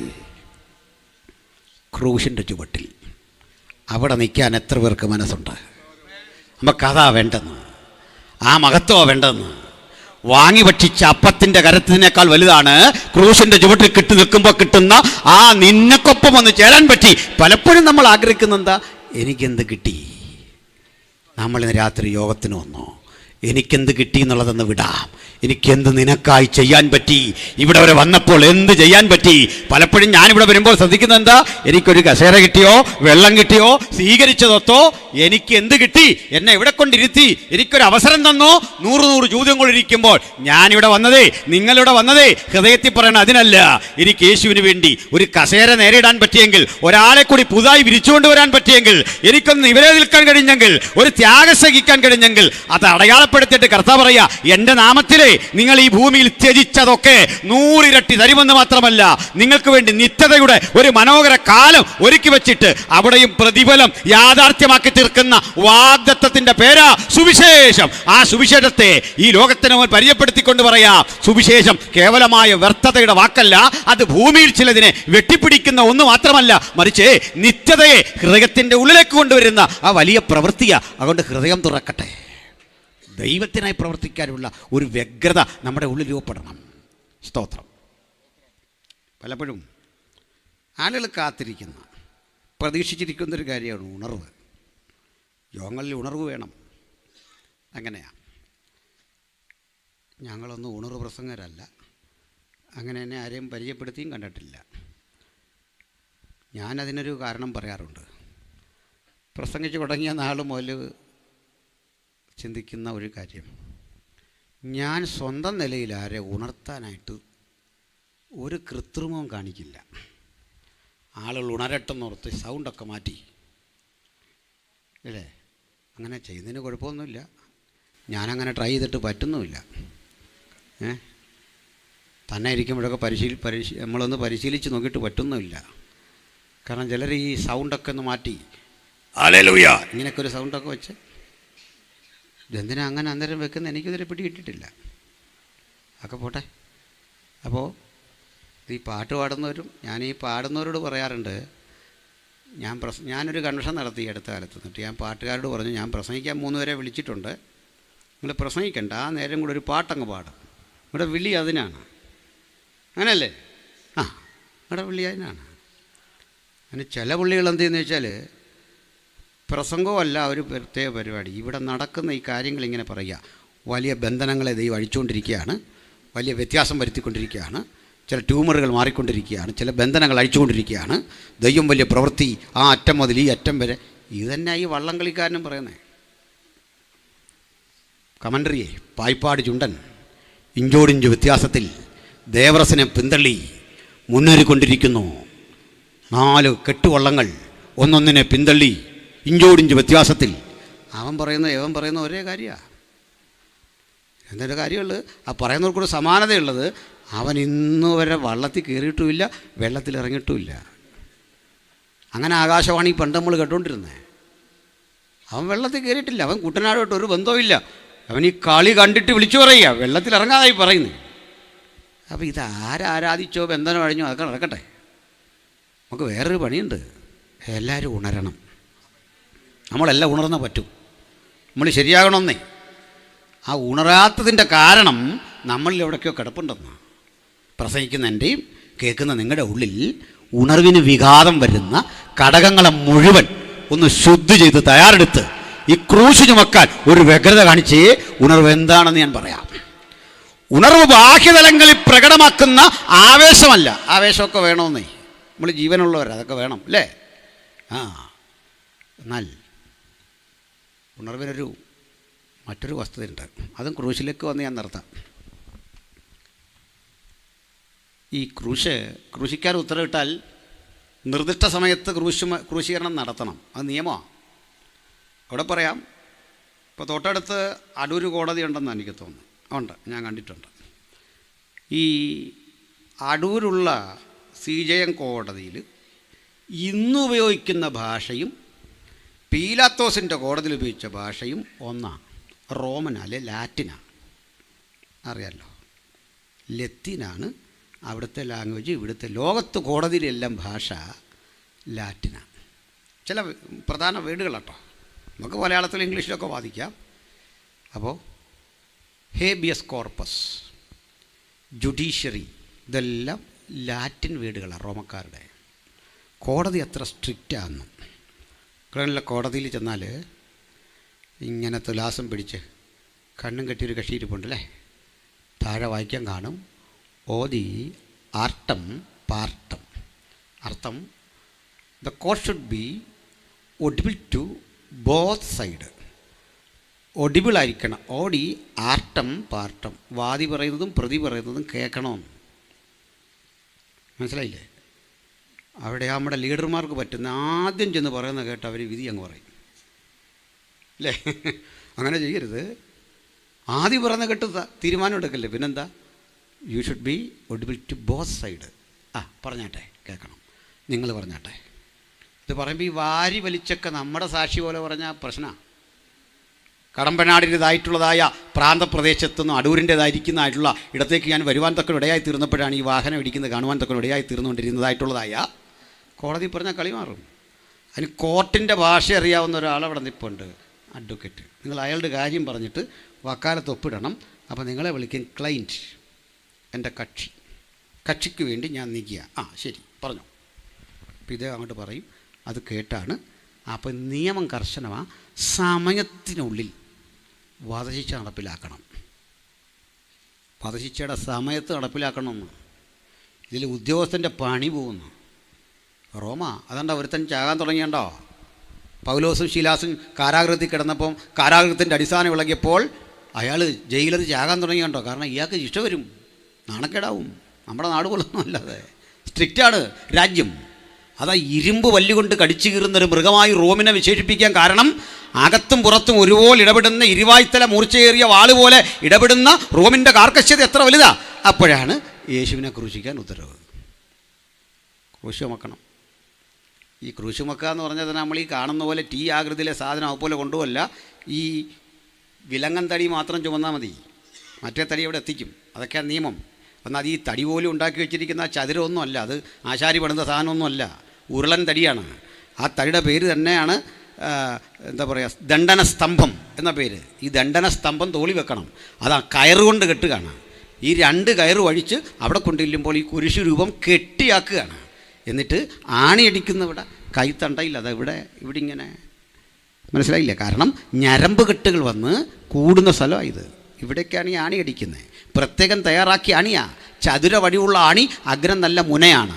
വെറുതെ അടിക്കല്ല. 3 ആരാച്ചാർമാർ ഇങ്ങനെ ആണി കയ്യിൽ പിടിച്ചുകൊണ്ട് കുറ്റപത്രം വായിച്ചു കേൾപ്പിച്ചാൽ ഉടൻ റോമാ ഗവൺമെൻറ്റിന് കീജൈ വിളിച്ചും എന്നിട്ട് ഇതങ്ങോട്ട് കുത്തി ഇറക്കുകയാണ്. ആദ്യം കുത്തി ഇറക്കിയ അനന്തരം പരമാവധി ചോരയും പൊടിഞ്ഞു, ശരീരത്തിൽ നിന്ന് രക്തം മുഴുവൻ വാർന്നു എന്ന് ഏകദേശം ഉറപ്പായാൽ 3 ആളുകൾ സിഗ്നൽ കൊടുത്തിട്ട് ഈ ആണി ഒന്ന് തിരിക്കും. ചതുര വടിവ തിരിഞ്ഞു കഴിഞ്ഞാൽ പിന്നെ ചോര വരില്ല, സ്തംഭിച്ചു പോവും. ഞരമ്പ് കെട്ടുകൾ സ്തംഭിച്ച് ശുദ്ധരക്തവും അശുദ്ധരക്തമൊക്കെ വേർതിരിക്കുന്ന നമ്മുടെ ഹാർട്ടിൻ്റെ പണിയെല്ലാം സ്തംഭിക്കും, ഇങ്ങനെ കിടക്കും. പക്ഷെ ഒരു പ്രശ്നം, ചിലപ്പോൾ മരണം കിട്ടൂല, അബോധാവസ്ഥയിലാകും, കോമാ സ്റ്റേജിൽ. 7 ദിവസം വരെ ഇങ്ങനെ ക്രൂശി കിടന്നവൻ്റെ ചരിത്രം ക്രിസ്തുവല്ല, സ്ട്രാബോ എഴുതുന്നുണ്ട്. എത്ര മാരക മരണമാണ്. അങ്ങോട്ട് കൊണ്ടുപോകുക കർത്താവിനെ. സമയത്ത് ഇത് ചെയ്തില്ലേ പണി കിട്ടും. ഈ ശിക്ഷ നടപ്പിലാക്കുന്നവൻ ആകെ ഭയന്നു. കാരണമുണ്ട്. റോമിലൊരു നിയമമുണ്ട്, ഒരു ധാരണ, നിയമമല്ല, ഒരു അന്ധവിശ്വാസമുണ്ട്. ഇങ്ങനെ ശിക്ഷിക്കാൻ കോടതി ഉത്തരവിട്ട് കഴിഞ്ഞാൽ പിന്നെ ആരും ഈ ക്രൂശി തൊടത്തില്ല. തൊട്ടാൽ നമ്മുടെ കുടുംബത്തേക്ക് ശാപം വരുമെന്ന. ഇങ്ങനെ നമ്മുടെ വീട്ടിൽ ഒരു മരണം നടക്കും. നമ്മൾ അറിയാതെ പോലും തൊട്ടാൽ ശാപം. നിങ്ങൾ ആലോചിച്ചാൽ കൊണ്ട് ഈ ക്രൂശും ചുമന്ന് യേശു വരുമ്പോൾ ആളുകൾ ഇങ്ങനെ മാറുക, അറച്ചറച്ച് മാറുക. എന്നാൽ പോകാതിരിക്കേണ്ടേ അതുമില്ല. മാറി മാറി മാറി മാറി നിൽക്കുക, അങ്ങോട്ടും ഇങ്ങോട്ടും മാറുക. ഇങ്ങനെ ഇങ്ങോട്ട് വരുമ്പോൾ വേച്ച് വിറച്ച് വീഴുന്ന കർത്താവിനെ കണ്ട് ഒരു സൈനികന് മനസ്സിലായി ഈ സമയത്ത് ഇല്ല. ആർക്കെങ്കിലും സഹായിക്കാമോ? സാർ പറ്റുകയില്ല, ഞങ്ങളുടെ വീട്ടിൽ ഇതിൻ്റെ ശാപം വന്ന് കയറണ്ട. മാറി മാറിപ്പോയപ്പോൾ വയലിപ്പണിയെടുത്ത കുറേന്യക്കാരൻ ശിമോൻ അതിൽ വരുന്നു. അവനോട് പറഞ്ഞു, വാ അപ്പോൾ അവൻ ആകപ്പാടെ നോക്കി. അവനും അറിയാം ഇത് 2 കുഞ്ഞുങ്ങളുണ്ട്, അലക്സാണ്ടറും രൂപോസും. വിഷമിച്ചു. അവിടെ കിടക്കുന്ന അവനെ വളരെ നിർബന്ധിച്ചെന്നവർ. എടുക്ക്, നിന്നോടാ പറഞ്ഞെടുക്കാൻ. അവൻ എടുക്കേണ്ട കാര്യമില്ല, കാരണം അവൻ അടിമയാണെങ്കിലും ഇവരുടെ അടിമയല്ല. അവൻ്റെ ഒരു മുതലാളിയുണ്ട്, അയാൾ പറഞ്ഞ കേട്ടാൽ മതി. ഇവർ പറഞ്ഞ കേൾക്കണ്ട, എൻ്റെ മുതൽ ഞാൻ പറഞ്ഞ കേട്ടാൽ മതി. അവൻ പറയുന്നുണ്ടേ എനിക്കൊരു യജമാനനുണ്ട്, നിങ്ങൾ നിർബന്ധിക്കാതെ. റോമിൽ അതും തെറ്റാ, നിയമവിരുദ്ധമാണ്. അതിന് റോമിൽ നിയമമുണ്ട് ഒത്തിരി, റോമൻ ലോ വളരെ സ്ട്രിക്റ്റാ. പക്ഷെ അവനെ ഒത്തിരി നിർബന്ധിച്ചപ്പോൾ ഈ യേശുവിൻ്റെ മുഖത്തേക്കൊന്ന് നോക്കി.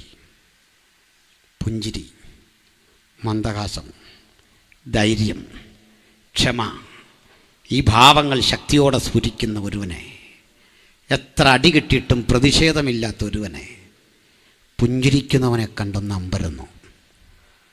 ആകാംക്ഷ കൊണ്ടൊന്ന് പരിചയപ്പെടാൻ നോക്കിയപ്പോൾ ഈ ക്രൂശിൽ തറയ്ക്കാൻ വേണ്ടി ഒരു ബോർഡും കൈപ്പിടിച്ചൊരുത്തം ഇപ്പോൾ ഒരു പടയാളി നോക്കിയപ്പോൾ ഈസൂസ് നാസറിൻ റെക്സ് യുഡായിയോറം, നസ്രയനായ യേശു, യഹൂദന്മാരുടെ രാജാവ്. അവനെ നമ്പരുന്നു. ഉള്ളിൻ്റെ ഉള്ളിൽ പറഞ്ഞു കാണും, ഗുരു, ഒത്തിരി കേട്ടിട്ടുണ്ട് ഗുരു നിന്നെപ്പറ്റി. അങ്ങേ ഒരു ദിവസം വന്ന് കാണാൻ ആഗ്രഹമുണ്ടായിരുന്നു. അങ്ങ് കടലിൻ മീതെ നടന്നതും അത്ഭുതം പ്രവർത്തിച്ചതും ഒക്കെ കേട്ടിട്ടുണ്ട്. അങ്ങേ അടിച്ചു പരുവപ്പെടുത്തി അപഹസിച്ച് ഇതുവഴി കൊണ്ടുപോകുമ്പോൾ ഈ ക്രൂശ് ചുമക്കാൻ എന്നെ നിർബന്ധിച്ചപ്പോൾ ഞാൻ ശാപമൊന്നും നോക്കുന്നില്ല. അങ്ങേക്ക് ചെയ്യാവുന്ന ഒരു പിടി സഹായം, ഈ ചുമലങ്ങ് വിട്ടുതരിക. ആരുണ്ടെന്ന് രാത്രി അതിന്? ആ സമർപ്പണത്തിൽ ആ ഉണർവുണ്ടാകുന്നേ. അപ്പം തിന്നാനുള്ള വ്യഗ്രതയല്ലേ, രോഗസൗഖ്യം കിട്ടണമെന്ന ആഗ്രഹത്തിലല്ലേ ഉണർവിരിക്കുന്നേ. ചുമലേശുവിന് വിട്ടുകൊടുക്കണം. ഞാൻ റെഡി, ഈ ചുമല് ഞാൻ വിട്ടുതരാ. ചോര പറ്റിയ പരുക്കൻ മരക്കുരിശെടുത്ത് തോളിലേക്ക് വെക്കുമ്പോൾ ആൾക്കാർ പറയുന്നുണ്ടേ, അയ്യോ അതാ ശിമോനല്ലേ, അവൻ മക്കളെ ഓർക്കണ്ടായിരുന്നു, അവരിൽ ഒരാൾ മരിച്ചു പോവില്ലേ, ശാപം വരില്ലേ.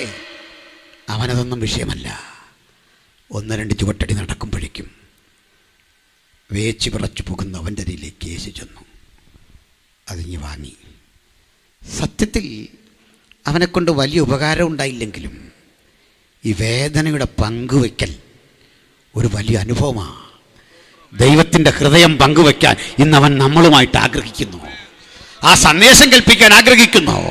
സ്വർഗീയ ദൂതഗണങ്ങൾ ഈ കാഴ്ച കണ്ട് നോക്കിയിരിക്കുക. ദൈവപിതാവും പരിശുദ്ധാത്മാവും സന്നിഹിതരാ ഈ കാഴ്ച. ഈ തോള് വെച്ച് കൊടുത്തവന്റെ അന്തസ്സില്ല. അപ്പം വാങ്ങി ഭക്ഷിച്ചു പോയവനെ, കണ്ണ് കണ്ടിട്ട് നൃത്തം ചെയ്യുന്നവനെ, കുഷ്ഠരോഗം മാറിയവനെ, ഇവന് മാത്രം ഒരു സാക്ഷ്യമുണ്ടേ. എനിക്കെന്തെങ്കിലും കിട്ടുന്നതിലല്ല, ഈ ചുമല് യേശുവിനൊന്ന് വിട്ടുകൊടുത്തപ്പോൾ എനിക്ക് കിട്ടിയ ഒരു ചാരിതാർത്ഥ്യമുണ്ട്. ഉലകത്തോട് മുഴുവൻ വിളിച്ചു പറയാൻ ഈ ചങ്കുറപ്പിന്റെ പേരാ ക്രിസ്തീയ ജീവിതം, ഈ സമർപ്പണത്തിന്റെ പേരാ, ഈ കരുത്തിന്റെ പേരാ ക്രിസ്തീയ ജീവിതം. യേശു തിരയുന്നു ഇന്ന് രാത്രി അത്തരം ചില സമർപ്പിതരെ. ഈ ചുമൽ വിട്ടുകൊടുക്കാൻ, ഈ ജീവിതം വിട്ടുകൊടുക്കാൻ, ഈ ഹൃദയം വിട്ടുകൊടുക്കാൻ. ആര് തടഞ്ഞാലും, ഏത് അന്ധവിശ്വാസം തടഞ്ഞാലും ഞാൻ ഇറങ്ങിച്ചെല്ലും. മക്കൾക്ക് ശാപം വരുമെന്ന് വിധി എഴുതിക്കൊണ്ട് ക്രൂശിനെ തടയാൻ പിശാചി തയ്യാറെടുക്കുമ്പോൾ ഭക്തൻ ഉള്ളിൽ പറയണം, നോ, ഈ ക്രൂശന്റെ അനുഗ്രഹം, ഇതെന്റെ പ്രശംസ, ഇതെന്റെ അഭിമാനം, ഇതെന്റെ വിടുതൽ, ഇതെന്റെ രോഗശാന്തി, ഇതെന്റെ അത്ഭുതം, എന്റെ ജീവിതത്തിന്റെ സകല പുരോഗതിയുടെയും ആധാരം നസ്രയനായ യേശുവിന്റെ ക്രൂശാണ്. ആ ക്രൂശിനെയും ക്രൂശിക്കപ്പെട്ടവനെയും ഉയർത്തിക്കൊണ്ട് പറയാ, ഒരുവൻ എന്നെ അനുഗമിച്ചാൽ എന്ത് കിട്ടുമെന്ന് ചോദിച്ചാൽ ഒരു ഉറപ്പ്, സത്യസന്ധമായി അനുഗമിക്കുന്നവന് അവനൊരു ക്രൂശ് വെച്ചിട്ടുണ്ട്. ആ ക്രൂശ് ഒരു പരാജയമല്ല, അത് ജയത്തിന്റെ ചിഹ്നമാണ്, അത് വിജയത്തിന്റെ ചിഹ്നമാണ്.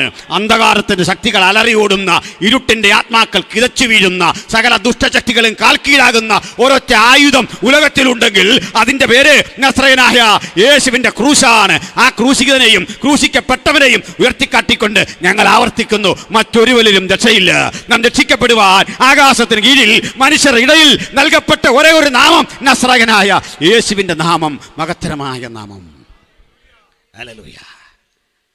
പ്രിയരേ, എന്താ സംഭവിക്കുന്ന അറിയണ്ടേ?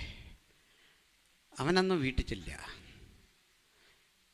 ഭാര്യയോട് പറയാതിരിക്കാൻ വയ്യ. അവൻ്റെ മുഖത്ത് ഒരല്പം ദുഃഖവും മറുവശത്തൊരു സംതൃപ്തിയും ക്ഷീണവും. നിർബന്ധിച്ചപ്പോൾ പറഞ്ഞു, എടീ അതേ ഒരു വിഷയമുണ്ട്. എന്താ? നീ ഒന്നും ഓർക്കരുതേ. പറ. മക്കൾ രണ്ടുപേരും കേൾക്കാൻ നിൽക്കുക. നാട്ടുകാരെല്ലാം പറയുന്നു നമ്മുടെ കുടുംബത്തൊരു ശാപം വരുമെന്ന്. എന്ത് ശാപം? ഞാനിന്നൊരുവൻ്റെ ക്രൂശ് ഈ ചുമലിലെടുക്കേണ്ടി വന്നു. അമ്പരപ്പോടെ അവൾ നോക്കുമ്പോൾ ആരുടെയാ? സാധാരണ ദുർമാർഗികളുടെ, അധർമ്മികൾക്കൊപ്പം അവനെ ക്രൂശിച്ചു എന്നാ. ഒരധർമ്മിയുടെ പേരാണ് പറയുന്നതെന്ന് കേൾക്കാൻ കാതുകുറിപ്പിച്ചിട്ട് അവൾ പറയുക, നസറേത്തുകാരൻ യേശുവെന്ന് നീ കേട്ടിട്ടുണ്ടോ? ഉവ്വ്, നമ്മൾ കാണാനിരുന്നല്ലേ. ആ മഹാനുഭവൻ പിടഞ്ഞ് പ്രാണനെ വിട്ടു. ഇതെൻ്റെ ഒരു ചിന്തയാ. ഒരുപക്ഷെ ഇവൻ തൻ്റെ ഭാര്യയോട് ഇത് പറയുമ്പോൾ യേശു പിടയുന്നുണ്ട് ക്രൂശിൽ. മക്കളെ രണ്ടുപേരെയും നോക്കിയപ്പോൾ അമ്മ പറയാ, സാരമില്ല മക്കളെ, നാളെ ഈ വീട്ടിലും ഇത്തരമൊരു ക്രൂശ് വന്നാലും ഞങ്ങൾക്ക് അപമാനമില്ല. കാരണം നിൻ്റെ പപ്പ ചുമന്നതേ അഭിമാനമുള്ളവൻ്റെ ക്രൂശ. നിൻ്റെ പപ്പ ചുമന്നത് കരുത്തറ്റവൻ്റെ ക്രൂശ. നിൻ്റെ പപ്പ ചുമന്നത് നീതിമാൻ്റെ ക്രൂശ. തലമുറകൾക്കപ്പുറത്ത് അപ്പൻ ഈ ക്രൂശ് ചുമന്നതിൻ്റെ ആനുകൂല്യം പറ്റി ഇന്നിവിടെ വന്നിരിക്കുന്ന പ്രിയപ്പെട്ടവരുണ്ട്. അവർ പറയണം, എൻ്റെ സകല വിടുതലിൻ്റെയും കാരണം അപ്പന് മറ്റ് കഴിവൊന്നുമില്ല, അപ്പൻ സമ്പന്നനായിരുന്നില്ല, അവഹേളിക്കപ്പെട്ടിട്ടുണ്ട്, വിദ്യാസമ്പന്നനല്ല. പക്ഷേ ഈ ചുമലേ യേശുവിൻ്റെ ക്രൂശ് ചുമക്കാൻ വിട്ടുകൊടുത്തപ്പോൾ അതിൻ്റെ ഒരു അനുഗ്രഹം മക്കൾക്ക് ബാക്കി വെച്ചതിൻ്റെ ആനുകൂല്യം പറ്റിയ ഞങ്ങൾ ഇന്നിവിടെ നിൽക്കുന്ന പറയാൻ ഉറപ്പുള്ളവരെ ഓർത്ത് ഞാൻ ദൈവത്തെ സ്തുതിക്കുന്നു. നിങ്ങൾ ഒറ്റക്കല്ല, ഞാനും നിങ്ങൾ ഒരുമിച്ച് ചേർന്ന് ആ മഹാദൈവത്തിൻ്റെ പുത്രനെ ഉയർത്തുമ്പോൾ സകല അനുഗ്രഹത്തിനും കാരണഭൂതൻ്റെ ഈ ക്രൂശ് ജീവിതത്തിലൊന്ന് ചുമക്കാൻ കിട്ടിയതേ ശ്രേഷ്ഠകരമായ ഭാഗ്യകരമായ ഒരു അനുഭവമാണെന്നുള്ള ഉറപ്പ് എല്ലാവരുടെ ഹൃദയത്തിൽ വസിക്കട്ടെ. നമുക്ക് ഈ ബലത്തോടെ വേണം ഇവിടം വിട്ടു പോകാൻ.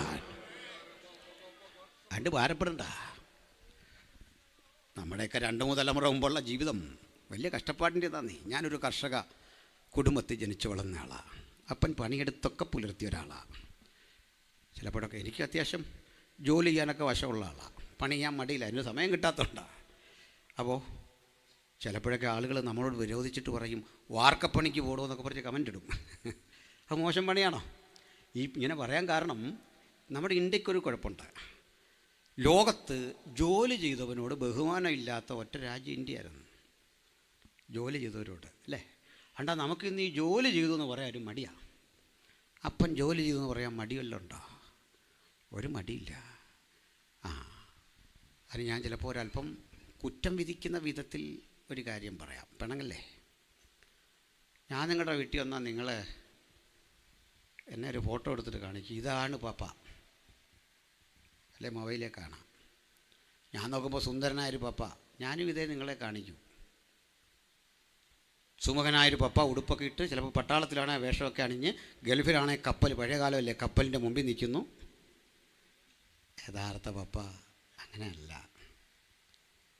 ഈ ജോലി കഴിഞ്ഞ് വന്ന് ഇളംതിണ്ണയ്ക്ക് മധുരം ചേർക്കാതെ ഒരു ചായ കുടിച്ചു, ഷർട്ടിടാതെ, അതിൽ വാഴക്കറ പുരണ്ട ഉടുപ്പോടെ നമ്മെ പുലർത്താൻ നടന്നൊരു പാപ്പായെ എത്ര പേര് ജീവിതത്തിൽ ഇങ്ങനെ ഫ്രെയിം ചെയ്ത് വച്ചിട്ടുണ്ട്.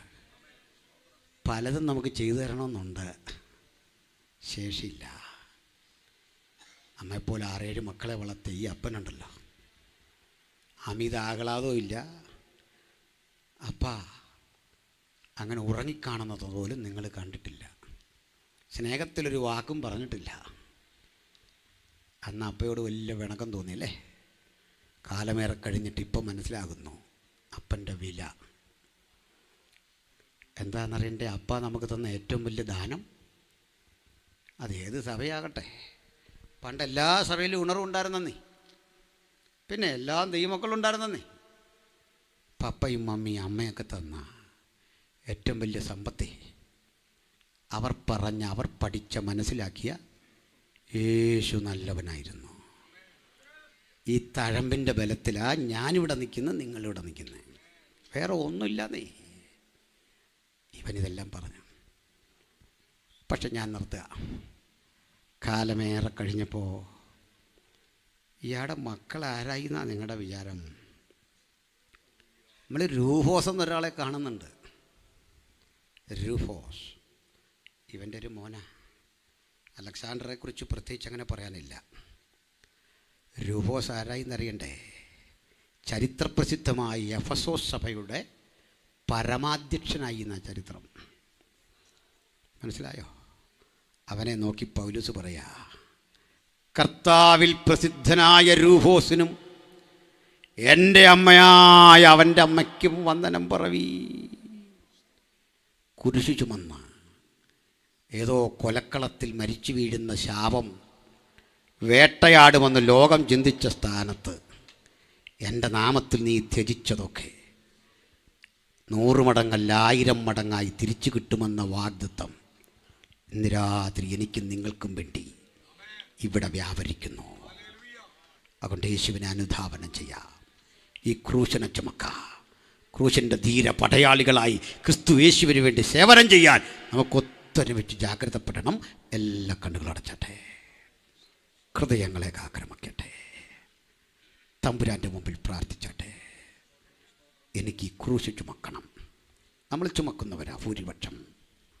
എന്നാൽ എൻ്റെ സമർപ്പണത്തിൽ എവിടെയോ കുറവ്. ക്രൂശിന് കട്ടികൂടുന്നിടത്തൊക്കെ അസഹനീയമെന്ന് തോന്നുന്നൊരു ഉൾവിളി എനിക്ക് തിരുത്തണം, എനിക്കൊന്ന് മാറണം. വേദനയുടെ കാഠിന്യത്തിലൊക്കെ നമ്മൾ ക്രൂശ് താത്തു വെക്കാൻ ഒരുമ്പിടുമ്പോൾ പാടില്ല. അതിൻ്റെ അനുഗ്രഹമാണ്, അതിൻ്റെ ജീവിതത്തിൻ്റെ ഗതിവിഗതികളെ മാറ്റുന്നതാ.